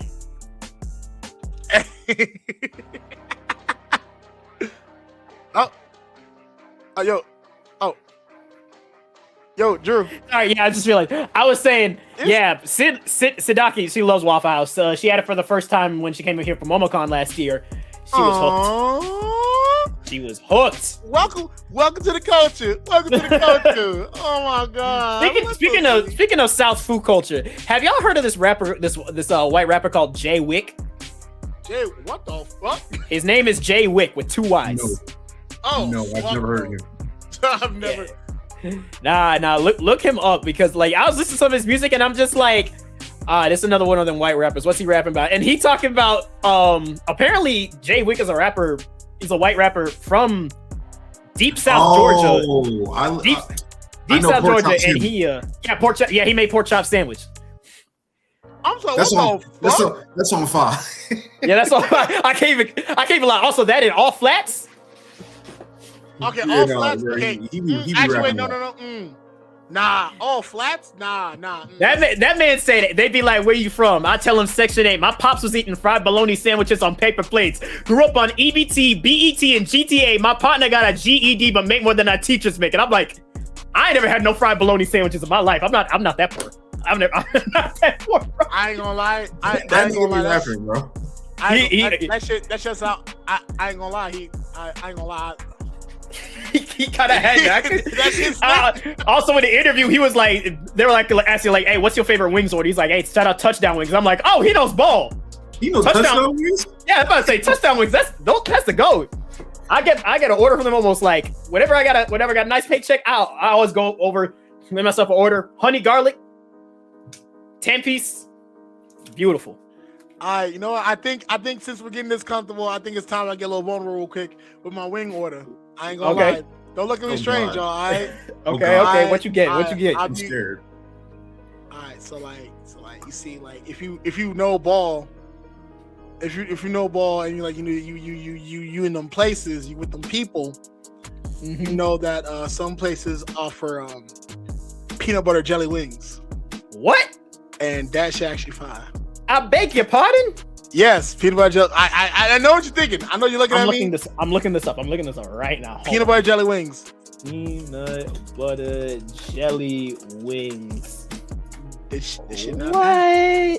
This shit not bad. I'm not gonna lie to you. This shit not bad. They don't look bad. I'll say that much. They. Hey, yo. What is why 5 outside the house? It's my soundboard. Calling the cops because he dared to say peanut butter jelly wings. Yo, I'm telling, bro. That's why up there with Hennessy wings, bro. That's not nasty, bro. Well, first off, you're in Atlanta, nigga. What are you judging me for? You be eating reposado wings. First of all, I have never had no Hennessy glazed wings, bro. That is some blackery that is beyond me. It really is. I ain't gonna lie. Like Hennessy flavor, that's insane. That's gotta be like a slur on a Call of Duty chat room or some shit. Like, hey, look, it's Henny Wings again. Look at this Henny Winged liquor. Hey, look, it's Mr. Take Me Through there. Yeah, go eat your grass wall food. That's the problem. That's a big problem I got with Atlanta. Atlanta's getting way too bougie. Bro, dude, entirely too bougie sometimes. Bro, no, I think the issue with Atlanta is, like, 21 Savage had it so down pat. Oh, I know exactly what you're about to say. No. But here's the thing, right? No, but, like, not the actual thing he said. Yeah. Crazy. But, like, it wasn't wrong. It wasn't wrong, unfortunately. It wasn't wrong. But, like, I mean, the part where he was like, oh yeah, like kids like go to, like, they're learning to go to the club at early ages and stuff like that. Yeah. And I think the issue is they're not, like, you got kids in the club. Like, niggas think it's gonna be like, oh, kids in the club, they're gonna be getting freaky, whatever. These are kids with untrained taste buds. Them little niggas is probably like, oh yeah, brown stuff? That looks like the syrup mommy puts on my pancakes and put that on the fucking wings. Like save the kids, not because they're out here getting nasty or whatever, but because you let dumb kids make wings and shit. And you get them near stuff that's like primarily for adults is like the biggest issue. That's the loss of kids spaces over the years has been like the biggest problem. No, it's been insane for sure. And in that case, even besides the actual issue of, like, like the loss of kids spaces, meaning that kids end up growing up faster. So now when the high school senior pulls up in his Hellcat to pick up the freshman and is like, oh yeah, you're just mature for your age. Jesus Christ. She gotta be when you took out the playhouse, the Disney Playhouse, and you put in the Players Club. Like, damn it, like, it is what it is.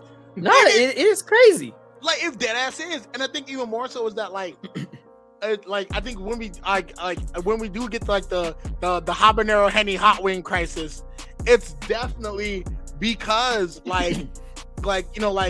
kids are losing recipes. They're learning how to flex in the club. They're learning how to make a decent wing with peanut butter and jelly.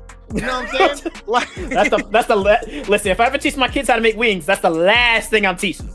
Yo, I'm just saying, when my son or my daughter, like, if I decide to have a son or daughter, which, I mean, in this case, with the way my girlfriend doing it, very simple. But, like, you know what I'm saying? Like, hey, you know what I'm saying? I'll give it a shot one of these days. If I find a place that makes it, I will gladly give it a shot.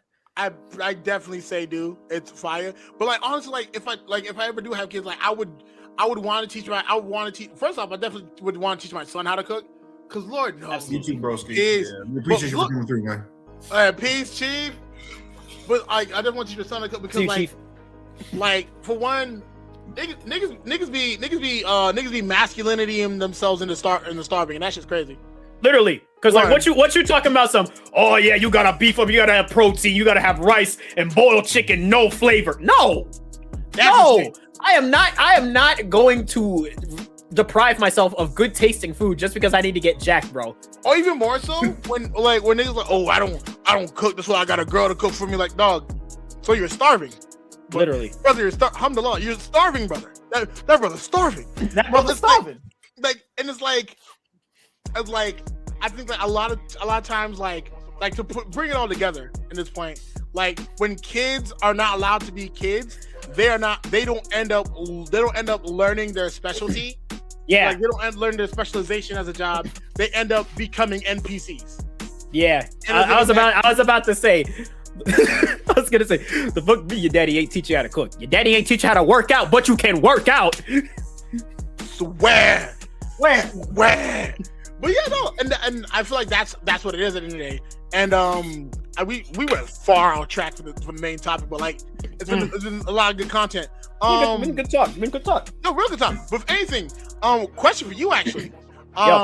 In this case, like, what is like what it like it's time to watch anime. You know what I mean? You got through work, you made it, you survived work and all that, and you're at the crib. What are you cooking to make anime? What am I cooking while I'm watching anime? Yeah, what are you cooking while you watch anime? Man, usually if I'm it would have to be like a specific day, really, because like there's times where like I just want something simple and easy. I just cook up some pasta, heat up some pasta sauce, and mix it, and I'm good. But there are like days where like I want something because I like actually want to cook something. I will go to the store, I'll either pick myself up like a slab of chicken or maybe like some cheap steak, like a small sirloin or something like that. I'll look for some vegetables in the fridge that my mama is probably not using. And, you know, I'll get to work putting in maybe like some garlic powder, you know, black pepper, some salt, yeah, man. Like, come on. This nigga steak money. Good Lord. No. It's the cheap stuff. It's not anything too crazy. Don't. I'm not bougie. I'm not bougie. That boy got 20K followers and 200K on his mattress. Not at all. You're not gonna hit me with the allegations that my boy Brandon was getting. Millionaire. Hey, listen, they put it on his tab. Put it on rich millionaire. Rich millionaire. That's gonna be the inside just playing. Rich millionaire. Rich millionaire. All right. No, but usually like I'll get that. I'll get some onion powder, some garlic powder, maybe some Danos or like some nature seasoning from like Morton's or something like that. Put some oil on it. Put it in the oven to bake, or if I feel like frying it, I'll cook it on a. No. I meant chicken. Okay, you're baking the chicken. Okay. Yeah, baking chicken. Like I just never heard of steak being baked before. That's it. My mom did that once. It actually turned out pretty well.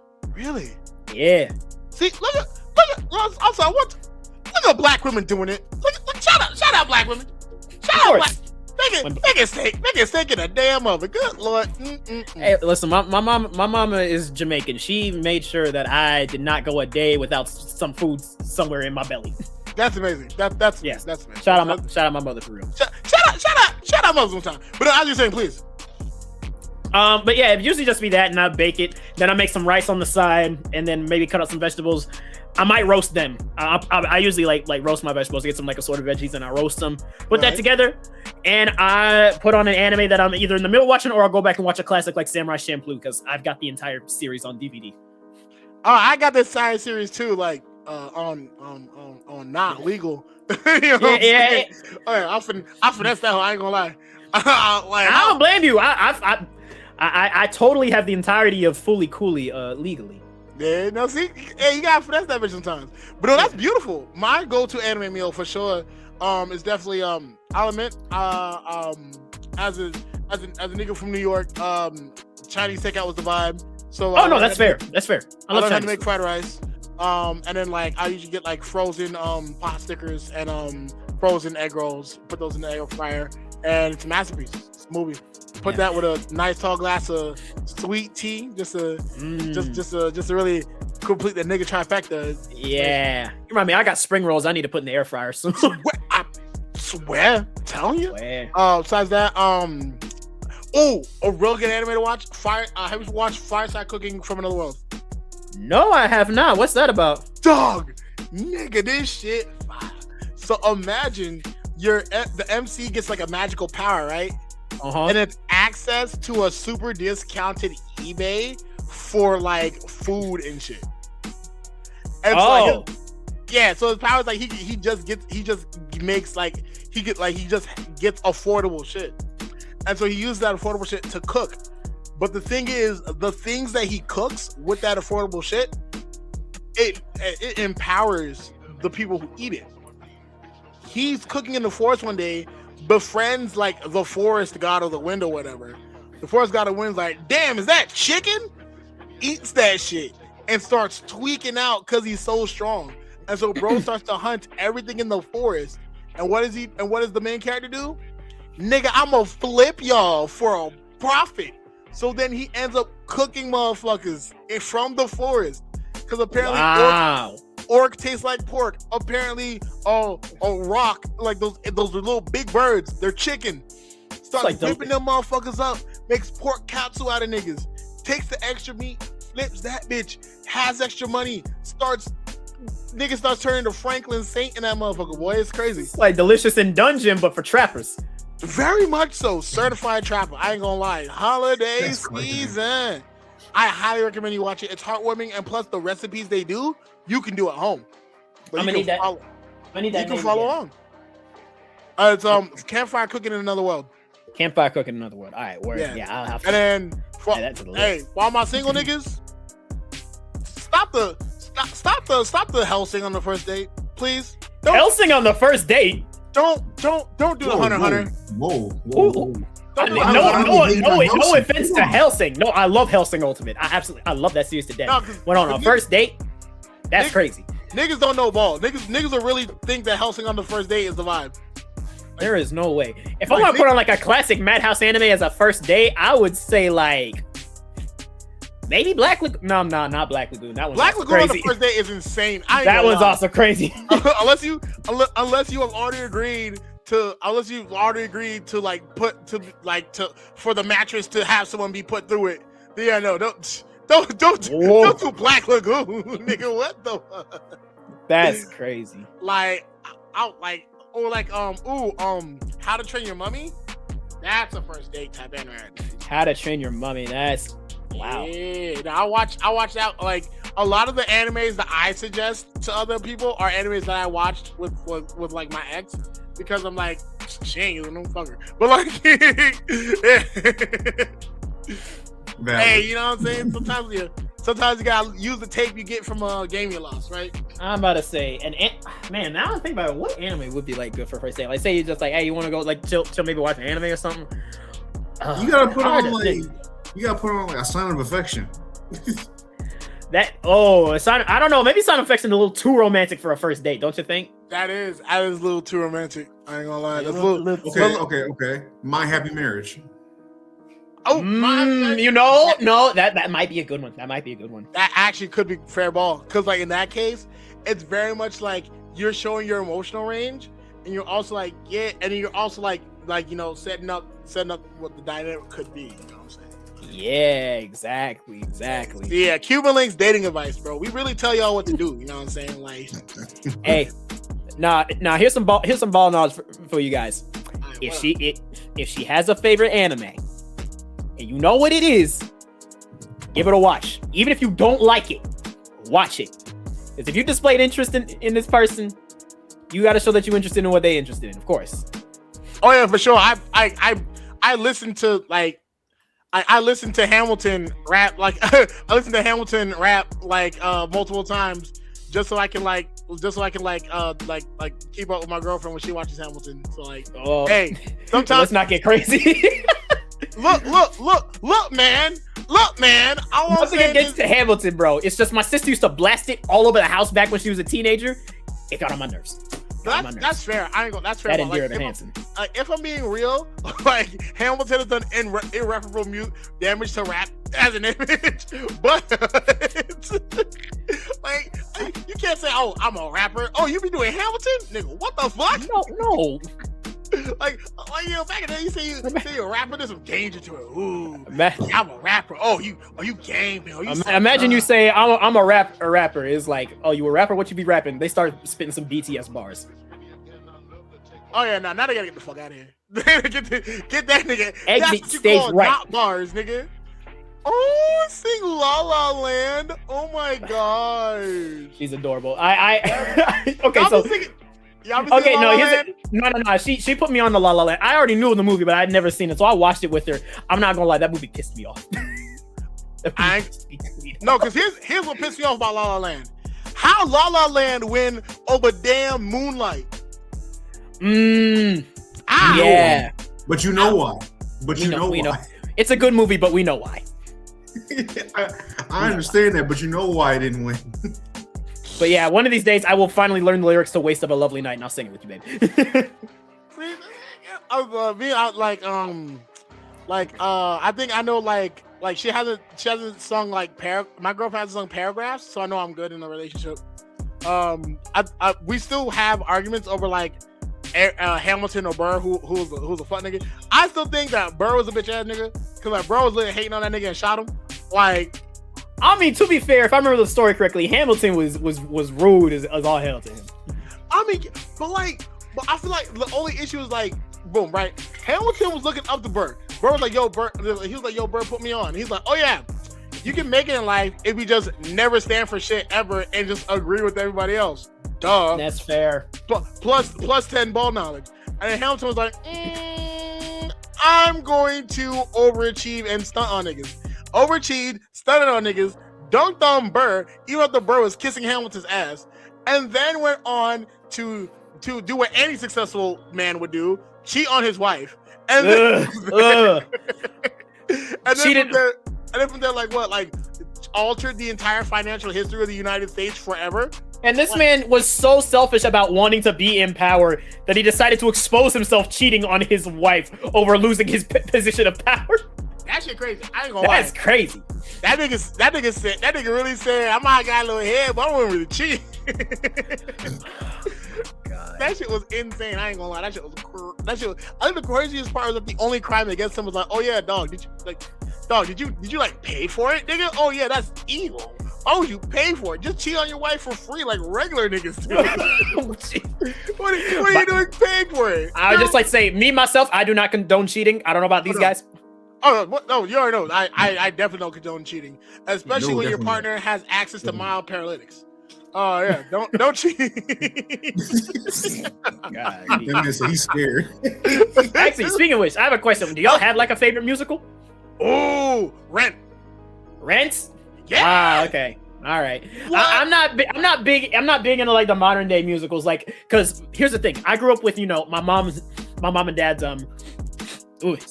my mom and dad's like musical movies that they used to watch. So like Sound of Music, one of my mom's favorite movies of all time. Love Julie Andrews. She's incredible. That woman is a legend. That's my musical, Sound of Music. Yeah.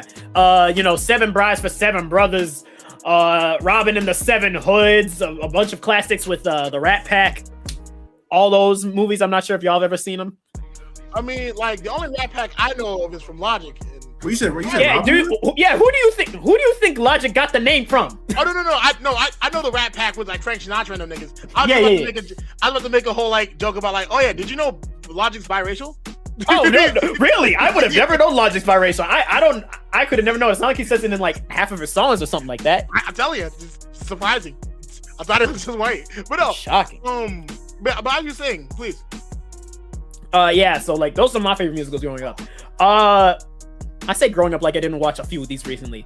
But like one of my new favorites is Robin and the Seven Hoods. That's a fun one because it's basically just it's just Frank Sinatra and his friends in a gang war in Chicago trying to take over the block with casinos while they fight Columbo. I like it. I like it. That's so random. It's an insane story, but it's really fun. It's really fun. I grew up on a lot of old stuff, especially like stuff that did not age very well, like John Wayne movies. Oh, John Wayne, Rush Hour, definitely. I love the Rush Hour movies. Are you kidding me? Like Rush Hour 1 and 2, those are great. Rush Hour 2, I'm kind of on. I know Rush Hour 1 and 2 were amazing, but they did so much damage to Asian and Black relations. Jesus Christ, like right? I wouldn't say that because I know there's a lot of Asian people out there who love Rush Hour. Like I think it's more just the fact of the mere like I'm not gonna say it until like, oh yeah, no, Rush Hour like perpetuated like terrible stereotypes. But also I was like, bro, the way Carter was the way Chris Tucker was going off on Jackie Chan, calling him a compound mother. I was like, yo, whoa. Them jokes would not have flown nowadays, of course. Insane. Them niggas was wild. Yeah. Oh my God. What was I gonna say? Because I know they are making a Rush Hour 4, aren't they? They are making it. Yes. They are, bro. Yeah. I'll be honest. Like, here's the reason why I'm concerned about a Rush Hour 4. Mm-hmm. If we're getting the same Jackie Chan that we got in movies like The Foreigner, Rush Hour 4 is going to be a horror movie. Have you seen the belt Jackie put in that movie? I only watched like the first 10 minutes of The Foreigner. I need to watch it. He was going off. Dog, that nigga took what? A light bulb, a cigarette. That nigga took a bottle and a lit cigarette, and I think like a match. Turned that bitch into a bomb in a bathroom. That's insane. Bro, that was not Police Story Jackie Chan. He ain't using no cute martial arts or nothing. He was murdering niggas in that movie, bro. I was scared. I was like, Jackie, no. Where's Carter? Here's the thing that's crazy, because like as far as I've seen in my life, at least, like a lot of like Black people, especially Jamaicans, we love Chinese and Japanese people, bro. We love them down. We got a lot of like inspiration from them for like different foods, because like my aunties have made fried rice before.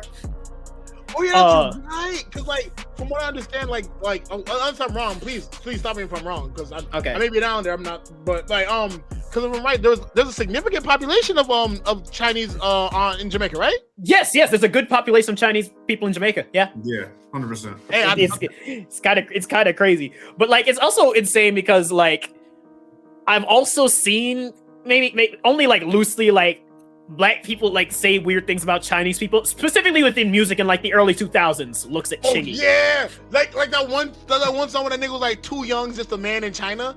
That shit was insane. There's a lot of rappers who used to make weird jokes about like Chinese people. Megan did a long time ago. Megan Thee Stallion did a long time ago. Really? That's interesting. I would never thought my rap queen would do that. I mean, don't get me wrong. I still love it down. But like, yeah, it's like it was definitely a thing because like I said, Chingy. I'm pretty sure the Yin Yang Twins made jokes about it one time. Oh yeah, 3 6 Mafia. I think 3 6 Mafia perpetuated that one stereotype about it being sideways for Asian women. Oh my gosh, from Half on a Sack. Yeah. That's insane. I ain't gonna lie. That did damage. That definitely did damage to Black and Asian relations. That one was crazy. That one was an insane bar. That was like in the 80s. It's crazy because like Jackie Chan was everywhere when I was growing up. You had Rush Hour. You had Shanghai Nights with him and Owen Wilson. That was fine. You had him in that Disney movie Around the World in 80 Days. That show was fine. Wasn't he like the Spy Next Door or something? Wasn't the Spy Next Door? Yeah. That was another good one. The Tuxedo. Mm-hmm. Like Jackie Chan was really putting belt to ass in the movie. And then of course Jackie Chan Adventures, because who can forget? Oh no, of course. Like Jackie Chan Adventures, like that's a Black canon moment. Yeah, exactly. But like honestly, like I think it's crazy. Like I think it's crazy how like diverse things get in the world. Like to the point where like it's like even going back to the whole like rap thing, right? Like I think it's crazy how there are so many forms of rap, and like a majority of them like that are outside of the US are hella bad. I try to hear Italian niggas rap, and I'm like, bro, what do you mean GDK, nigga? You don't even know what the fuck that is. You don't know GDK. All you know is the GODFATHER. If we really do, like, when I heard an Italian nigga talk about some GDK, I knew I had to stop listening to rap outside of America. That shit was hey, listen. All I'm saying is, when I got exposed to UK drill as like a teenager, I'm like, okay, this is cool. But what these white boys know about shanking people? I'll say this much. Stormzy's definitely Stormzy's how I knew. Like Stormzy definitely looks like he's taken a life before. Like that was Stormzy, Skepta, Dave. Oh, Dave? That nigga Dave? Yeah. Bro, I knew Dave was that nigga when I heard that one song Special, and at the end of it, he was just like criticizing the French government and their Islamophobia. I was like, yes, Dave was it. Absolutely. Dave was that one. No, but there's this YouTube channel I watch from time to time called the Steez Factory, and it's like a bunch of different like underground UK rappers just like getting together, just like spitting bars and stuff. They're really fun. There's even there's this one guy this tubby white dude who's apparently been in like the UK underground rap game called Elroy, and like I'm listening to this dude rap, and I'm like, hold on, he's kind of got it. This man said, oh my god, he said, I got slim ting legs.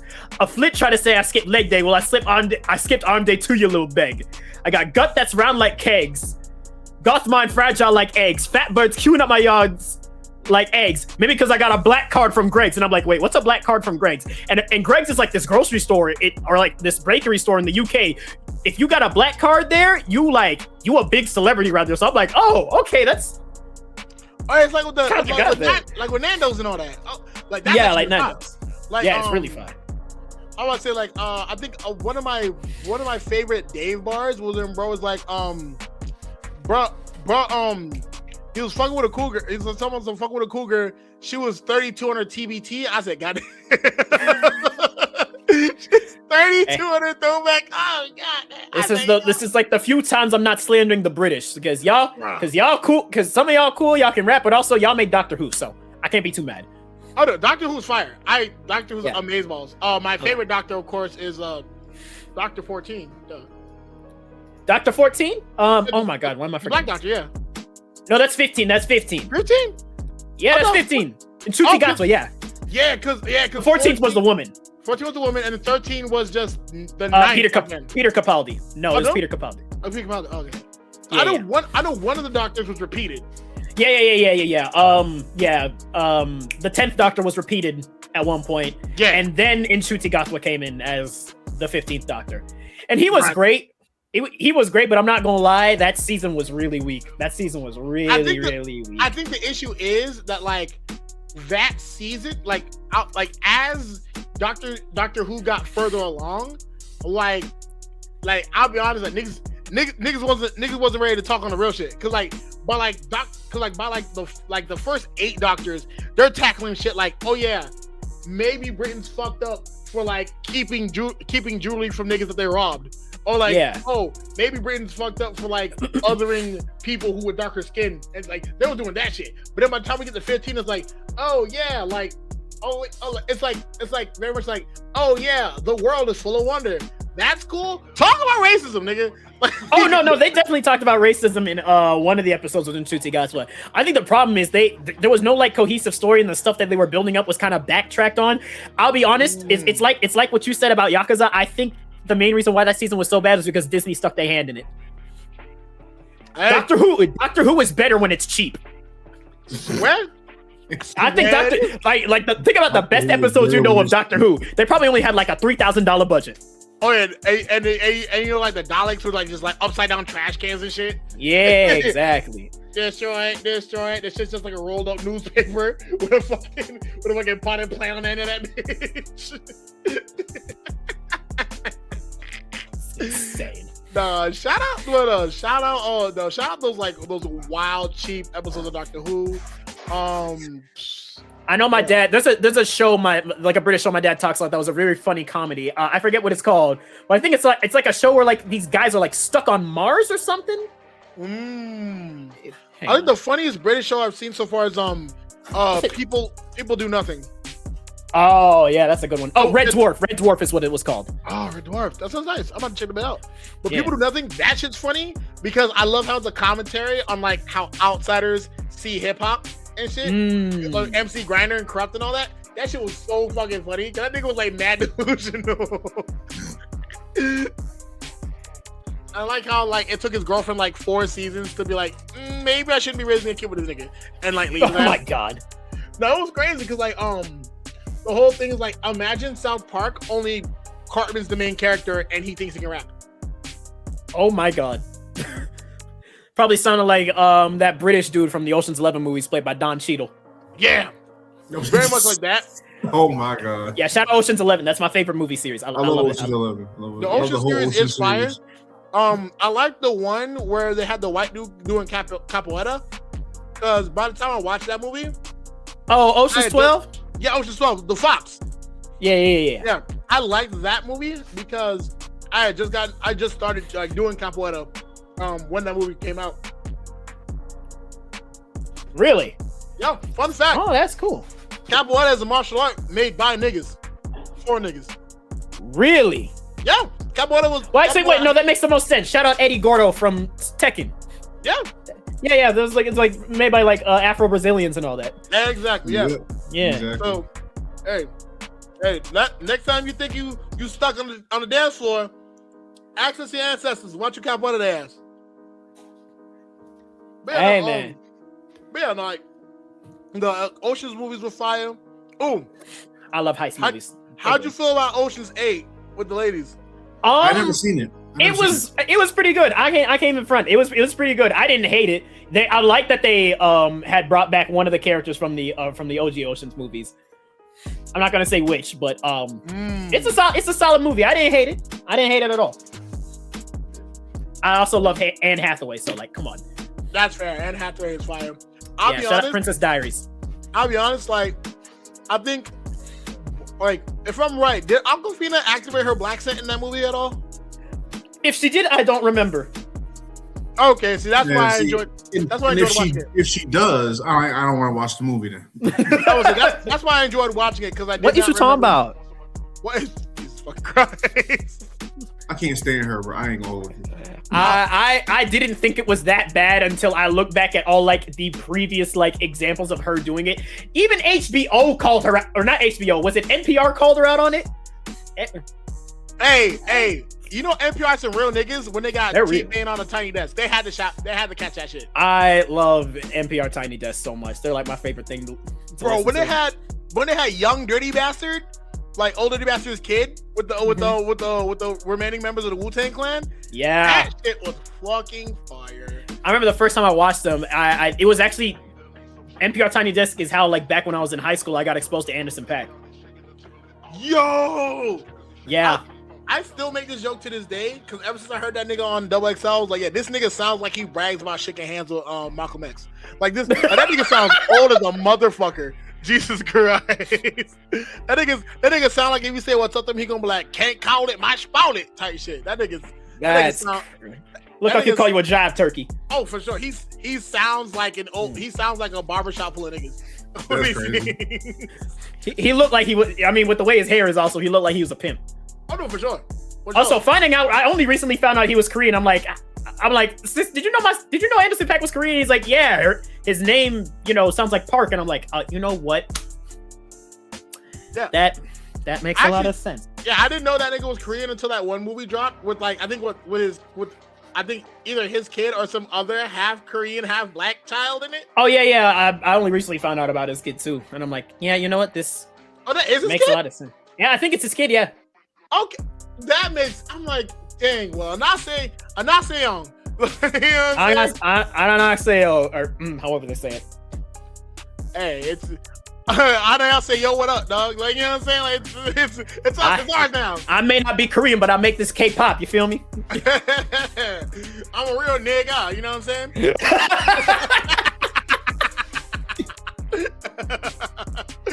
No. Hey, call me Park Woo the way these niggas be parasites.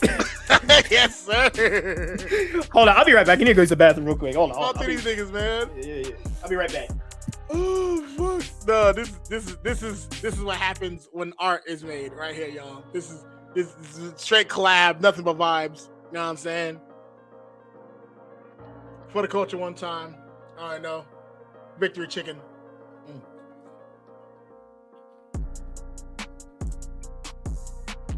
Don't worry about where I got it from.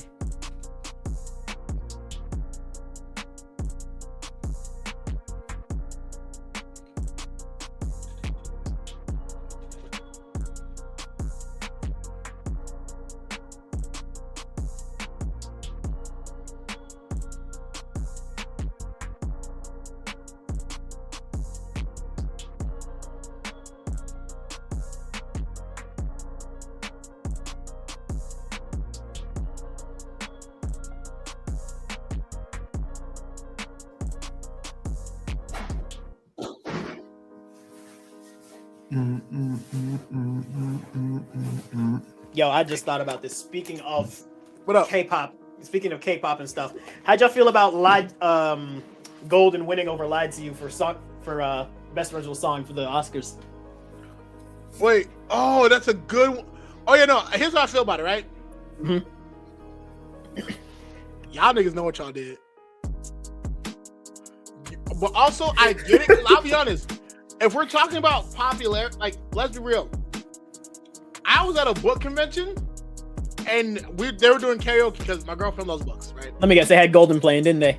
Yeah, the one of the girls did get Golden up there. Yeah. Of course, I went up there and I did Last Dance by Indila, which is in French because I had to flex on niggas. Sac pas coton. What? I don't know that much Haitian, French Haitian. No, you're cool. But yeah, no, Sweet Mickey, amazing. If I knew more Creole, I would have sung a lot more sweet. I would have sung I Don't Care up there.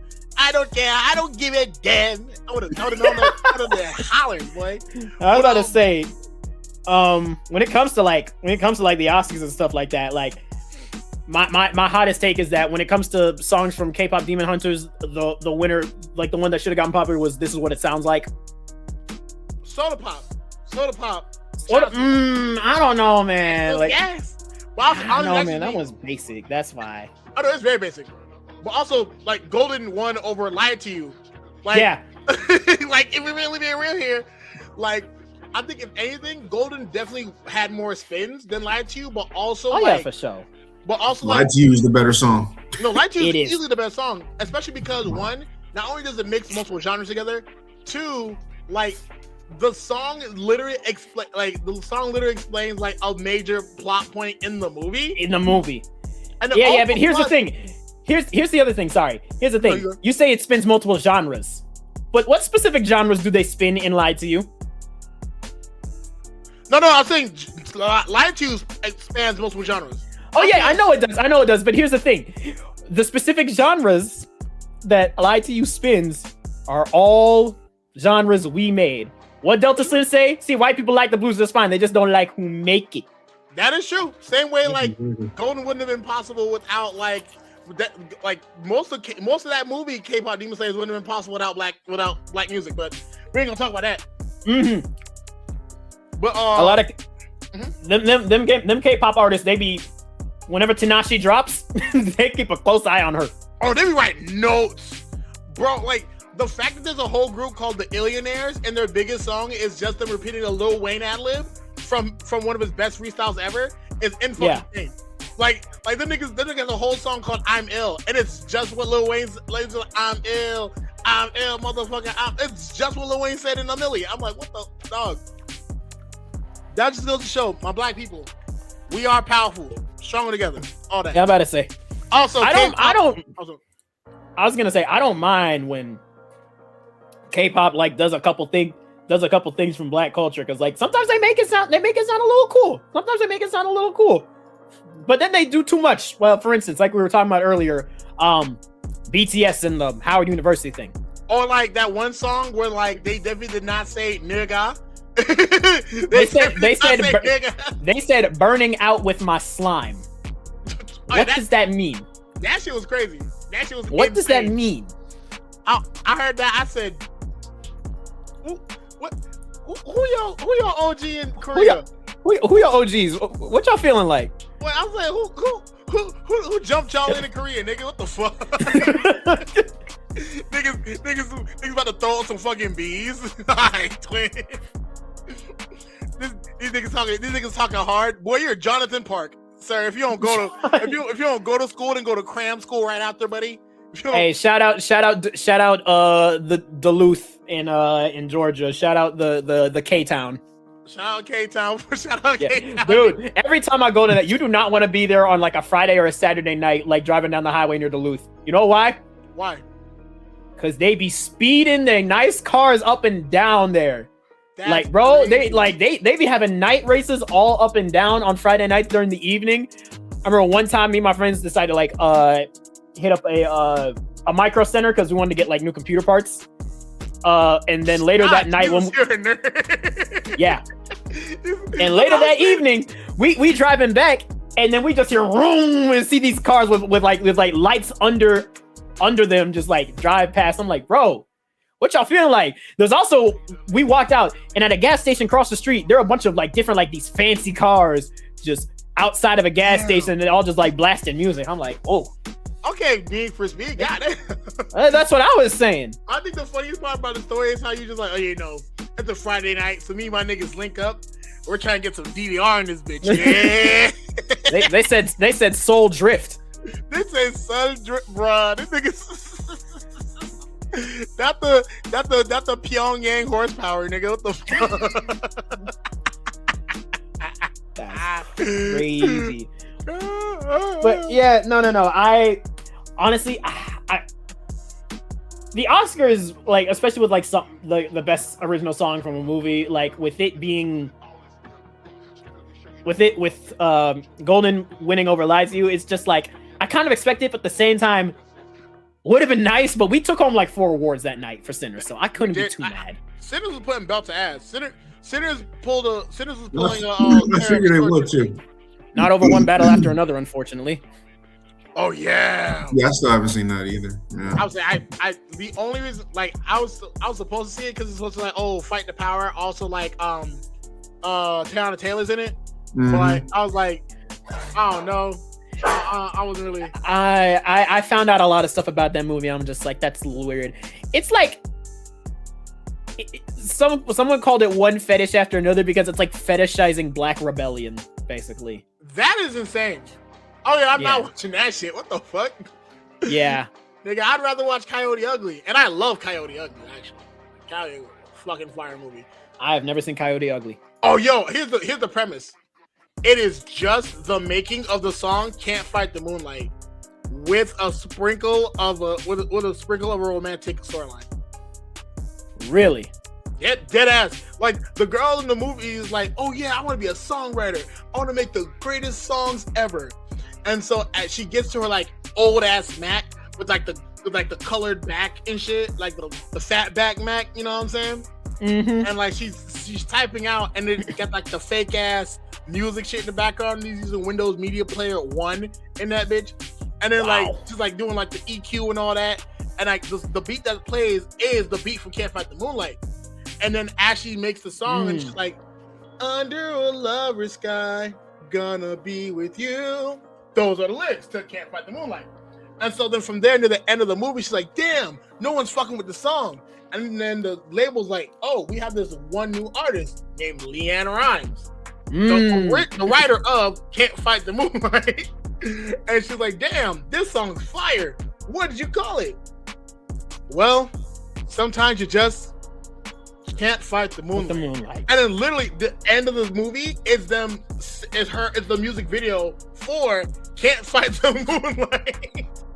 So the entire movie was just promo for that one song. Uh-huh.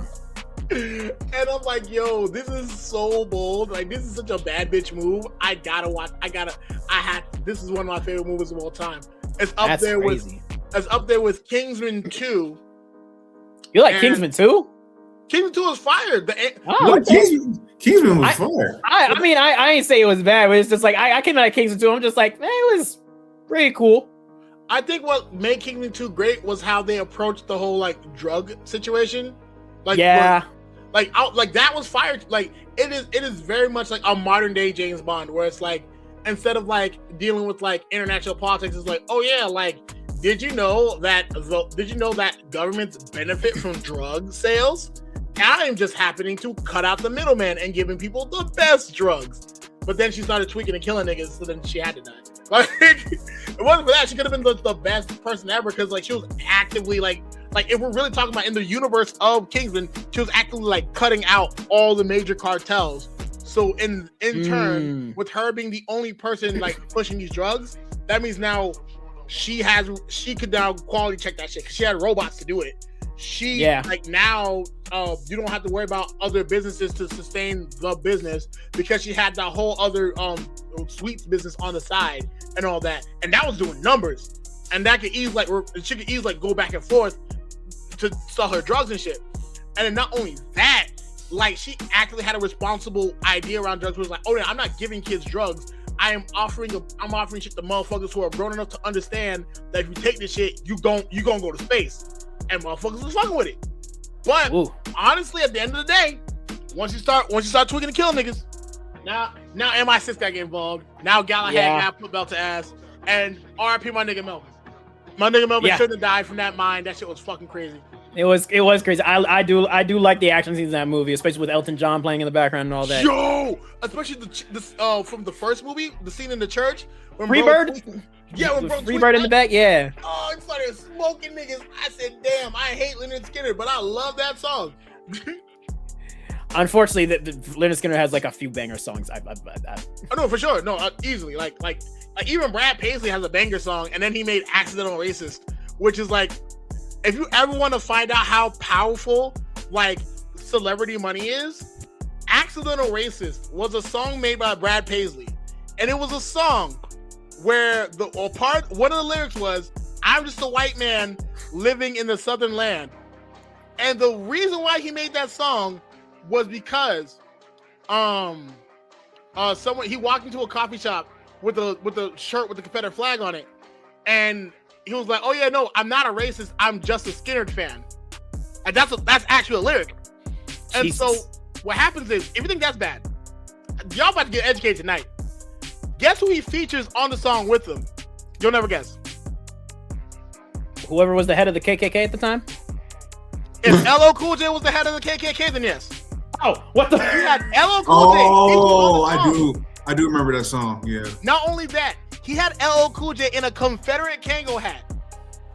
Not only that, there was a bar in that song that was so damning. That nigga said, and I quote, "I'll forgive the iron chains if you can forgive the gold chains." Yo. That is a bar from that song. A song where you cannot find the video. Like, you want to talk about some media preservation? Those niggas wiped the internet clean of that song. You're not finding him. You're not finding LL Cool J in that Kango hat. None of that. And when LL Cool J was asked about the song, that nigga said, "Yo, we all got different opinions and shit." Da, da, da. Like the very much basic. Please don't press him to any further questions. Nigga folded like a napkin. And this is Mr. For Us By Us, who like straight up finessed Calvin Klein and promoted one of the blackest fashion labels at the time. He then went on to wear a Kango hat and then say in that same song, "Shout out Abraham Lincoln for setting me free." The song's still available. It was on Brad Paisley's album Wheelhouse. I know this because I used to be a Brad Paisley fan until that song. I did not know this. Wow. Fun fact, ladies and gentlemen, Juice had a country phase. Kenny Chesney, Cowboy Troy, yeah. That's crazy. I never knew that. So yeah, same way some sisters love K-pop, some brothers listen to country. And then ain't nothing wrong with that. But like, bro, that's insane. When I tell you, I've said that on dates, and the women look at me like, not because I'm saying it, but because they never knew what happened. Okay, I'm still that nigga. They're just like, how you know this? And then I still end up taking them to their car and wishing them good night. But yeah. Okay, but what song did more damage, that or Logic's Suicide Song? Neither. I'm Not Racist by Jordan Lucas. Oh my god, that was the song that put me on the okay. Don't do my boy like that, bro. Nah. Now we need to have a real conversation here. I'm not gonna lie. At the age of like 14, 15, I unfortunately thought that song was kind of hard. Hey man, listen, I didn't know no better. I had an Eminem phase. I'm not gonna deny it. I had an Eminem phase. Same. No, Eminem 5. Eminem 5. I mean Eminem 5, and then you like hear what he makes nowadays. It's just like, man. After Godzilla, that nigga just made music to piss off made music to piss off the wrong group of black people. Cause like he would just make, "Oh, I'm anti-woke. I just made a joke. I just catch a joke. Afterwards, I die. Ha ha ha ha." That's Eminem after Godzilla. After the song, after Survival Instincts, after River, which was a banger of a song and one of the most vulnerable Eminem songs we ever got besides Stan. So, like, and it was on it was on his worst album. Yeah. Rehab made me want to relapse. God damn, that shit was terrible. If we're being completely honest, Eminem got a lot of bad albums. If we're being so honest. No, honestly, like, whoa, hey, he's got no, he don't. He's got fire features. Like I say encore. Come on. Encore is better.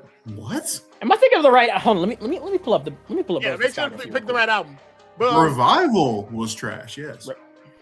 I was saying, whichever one had Rihanna's song "I Hate the Way You Lie." Love the Way You Lie. That song, that album was ass. Okay, I'll give you that. There's only probably 3 good songs on that album. Yeah, I'm talking about the joint. I'm talking about the album that had Ed Sheeran on it. That album was trash. But that song "River" was fire. Wasn't Love the Way You Lie Marshall Mathers LP 2? Yes. That's a shame. I kind of like that one. I'm not gonna lie. No, that probably got what you got. No, never mind. It wasn't that one. No. Marshall Mathers LP 2 had The Monster with Rihanna, not Love the Way You Lie. There we go. Love the Way You Lie was Recovery, wasn't it? Recovery, yeah. And that shit made me want to relapse. That shit was bad. Yeah, no, it was Encore. I'm sorry, Encore had that song "Fack," and that was, come on, man. Oh yeah, nah, that was when Eminem was. That's when Eminem was reaching the end of his line. I ain't gonna lie. Thank God MGK dissed his ass, or else we wouldn't have gotten a good Eminem song out of him. Jesus Christ! Like, thank you MGK for taking the bullet for the rest of us. Speaking of white rappers stepping out of line and doing something they shouldn't be doing, can we talk about Jack Harlow? Why is he singing? Why is he singing, bro? And it's not even why is he singing. I got no issue with him doing R&B mostly. Why are you deciding to say that you are inspiring this album off of Voodoo, one of D'Angelo's most beloved albums? He just died last year. And not only that, what did he name the album? Monica? That nigga's not slick. That nigga's not slick at all. Monica? Bro, the amount of jokes Twitter was making about him hitting that neo soul aesthetic, they was calling him a Tribe Called Conquest. Yeah. They called him. They was calling him everything, bro. They call him neo-colonial soul child. They call that nigga like they did an NBA YoungBoy thing. I think it was like the N something YoungBoy. I forgot what I think it was USA YoungBoy or something like that. USA YoungBoy. They call that nigga everything but a child of God. Everything but a child of God. I need to see if I can find there with all the damn names, because bro. Oh yeah, okay, wait. I found the list. We got Lint Condition, Neo-Colonial Soul, Music Stole Child, Ninth Wonder Bread, Charlie Kirk Franklin. Charlie Kirk Franklin is crazy, nigga. Most definitely not. Luca Vandross. Uncommon, White Thought, Honky, like Tony. That's funny. LL Cool Whip and Ghostface Vanilla. Ghostface Vanilla. And Proud Boys to Men. Oh my God. Proud Boys to Men is probably the banger. I'm about to say, on the flip side, some good white rappers. Not in the US, thank God. Also, I mentioned Jay Wick earlier. Oh, true. Jay Wick is amazing. Whoa. You tripping? You got NF, you got Eminem, you got Jay Wick. Hold on, what's up? Nigga, first off, who the F is NF? I know who NF is. I know who NF is. My sister used to listen to him. NF is fire, bro. Because the only thing I know about NF is that he's a Christian rapper, apparently, right? Yeah, he is.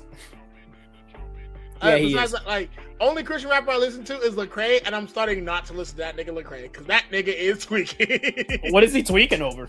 But pretty much, like, it's like he's very much like, because like at first Lecrae like used to like challenge the norm of Christianity, which is like, yay, finally, like Christian rap I can listen to that isn't weird, like niggas dissing Islam or whatever. But then he started doing podcasts and shit, and like he was like just talking about how like he'll talk about like how like pretty much it would be along the same lines, like, you know, when niggas talk about like niggas being gay but don't want to be straight up homophobic. So like, oh yeah, that's their struggle to deal with, as if being gay is the struggle and not the homophobia surrounding it. But he do shit like that, and it's like, yeah, no, it's hard to fuck with Lecrae now. Like I can't listen to I'm Turned the Same anymore. Like that's just crazy. But the two white rappers I'm talking about are the rappers of the group Kneecap. That's actually why I changed my name to Kneecap. They're an Irish rap group. Them motherfuckers are fire. Only thing is they rap in Gaelic. So like, that's cool actually. That's kind of cool. I've had to listen to that. I'm about to say, when it comes to like rappers cross the pond, there's also Four Raws. You know, that Blacked Out Like a Phantom song? Yeah. He's from Scotland. Oh, that's fire. Yeah. Ooh, I was gonna say all the UK rappers, the one nigga who made that one song, his name is not Four Raws. His name is SD Kid. Four Raws is another one's popular songs. I was balls, bocce, and dick guy. So this one guy who Taste my bocce, dick, balls. You see my balls, bocce, and dick. One of my BM, one of my links. Hello. Alright, say hello. Bro, them niggas be making some wild ass music in the UK. I love it. I ain't gonna lie. That should be killing me. We ain't gonna talk about that super transphobic song Skepta made back in the day. Oh yeah, no, like fuck Skepta for that, for sure. Like, he apologized. It was just like, yeah, I don't know why I made that song. that was nigga wrong. that nigga was tweaking the fuck out when he made that song. Yeah. But no, also, Giggs' verse on KMT, that shit was fire. Bro, Giggs is fire. I told you, Giggs, Skepta, Stormzy. What's that nigga Wiley? That nigga Wiley fire. Oh, Wiley? Idris Elba. Don't forget Idris Elba. That nigga be Idris Elba can rap also, yeah. Yeah, Idris Elba do be rapping, yeah. That shit is amazing. I'm like, dog, like, Idris Elba be spitting his ass off. I'm like, god dang. This nigga was Sugar Bell. Sugar Bell ripping it up. That's, man. What's there was something I actually wanted to ask, like, oh yeah, when it comes to like that era of like rappers who were like rapping fast just to be rapping fast, you want to know someone who I see get clowned on constantly nowadays, and and it makes me laugh every time? Who? Dax. I mean, we smoking Dax Pack for all types of reasons. Dax is what happens when you're nice to the weird kid at lunch. Like, if you're a girl and you're nice to the weird kid at lunch, and he just like straight up starts like trying to offer like starts trying to like offering to marry you and shit. That's Dax, my nigga. Like that is dead ass. Like, Dax is the nigga who you talk to one time in the lunchroom and he's like, yes, I shall offer my fealty to you for life. Like that nigga. Like that nigga who be quoting Lord of the Rings but isn't cool. Like that nigga. Damn. Like, I feel bad for Dax because like he's a decent rapper when he's not trying to like do the whole Joker shit. Like, if he just put the Joker shit down and just got some real rap, nigga, he'd be cool. He's like right below Big Sean relevance when it comes to rap. Hey, not too much on Big Sean. Like, I know we make fun of him for corny bars, but like, at least Big Sean's cool with it. I'm sorry. After 10 to 10, that nigga's never getting. You gonna hold that song against him? Oh, for sure. I was working like a Mexican. That song came out like 9 years ago. Like, what are we talking about? Detroit 2 was fire though. I listened to the entirety of Detroit 2. When did 10 to 10 come out? Because hold on, bro. Because that joint is old. You gonna hold that against them? Hold on, bro. But also, no, I'm also holding against him that one bar. Telling him, no, sir, I didn't even take flu shots. I was like, what the fuck? Please get the fuck away from me, Big Sean. Boy, that joint came out in 2013, bro.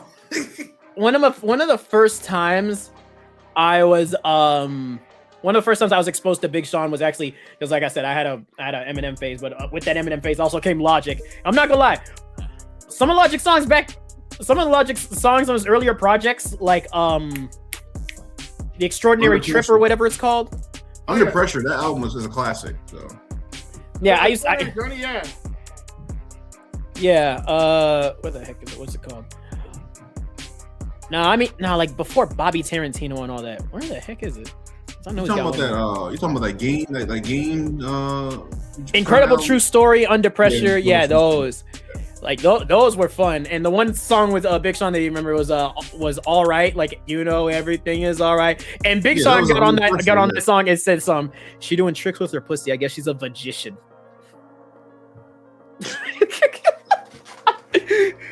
When I was like a kid, I was like, "Oh, that's clever." And then I'm getting old. I'm like, you know what? Why did he say that? I mean, I'll be honest. And that song "Fire Me" was like, where they wear a ski mask and don't nobody ski. That shit was kind of ass. Big Sean as a feature is either like a 50-50 because I've heard him on other features like the feature on Big Bank with YG. Big Bang, he was flowing on that motherfucker. Yeah. But also, what's crazy is like when he usually ends up being a feature on his own song, like especially with what's the song called? The one with Kendrick Lamar where he like dissed everybody. Oh, Bounce. Was it Bounce? Control. Yeah, the Control.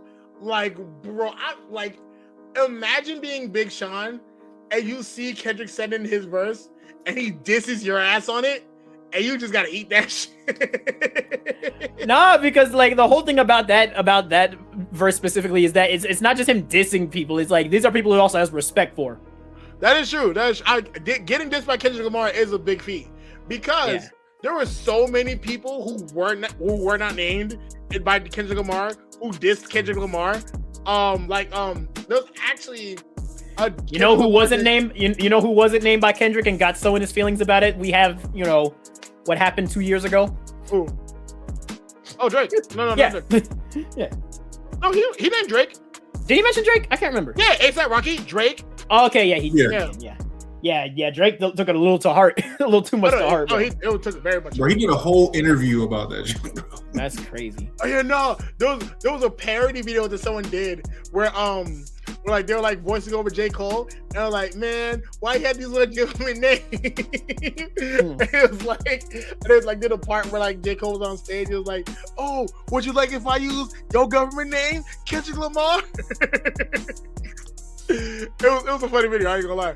But no, all in all, that Control verse, I loved it because it's like, damn, he really got into his bag. But also I was like, damn, like now every whack rapper is gonna come out and try to diss Kendrick. And I remember there's this one random kid, there'll be random kids making Kendrick Lamar responses, and I was like, yo, this is terrible. Put the mic down, bro. We need engineers. We need definitely engineers.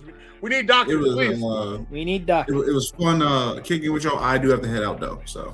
Oh no, for sure. If anything, then like we've been going for like over 2 hours. Yeah, we have. So if anything, it's been real. As always, it's been a legendary episode. We didn't even have a topic. We just kept going and going. We just kept going. We were just chatting. It was good. It was good fun. It was a pleasure talking with y'all. And for those that didn't know, oh sorry. I was gonna say, don't let this time be your last time. You already know that, man. Yeah, don't let the next time be your last time. And for those that didn't know, LNHL was short for Late Night Homie Love. It's Late Night Homie Love. That's crazy, man. Late Night Loving Homies. Well, good night, y'all. Sleep well and make your decisions. Also, free Palestine and fuck ICE. You know what it is, nigga. Amen. Gang.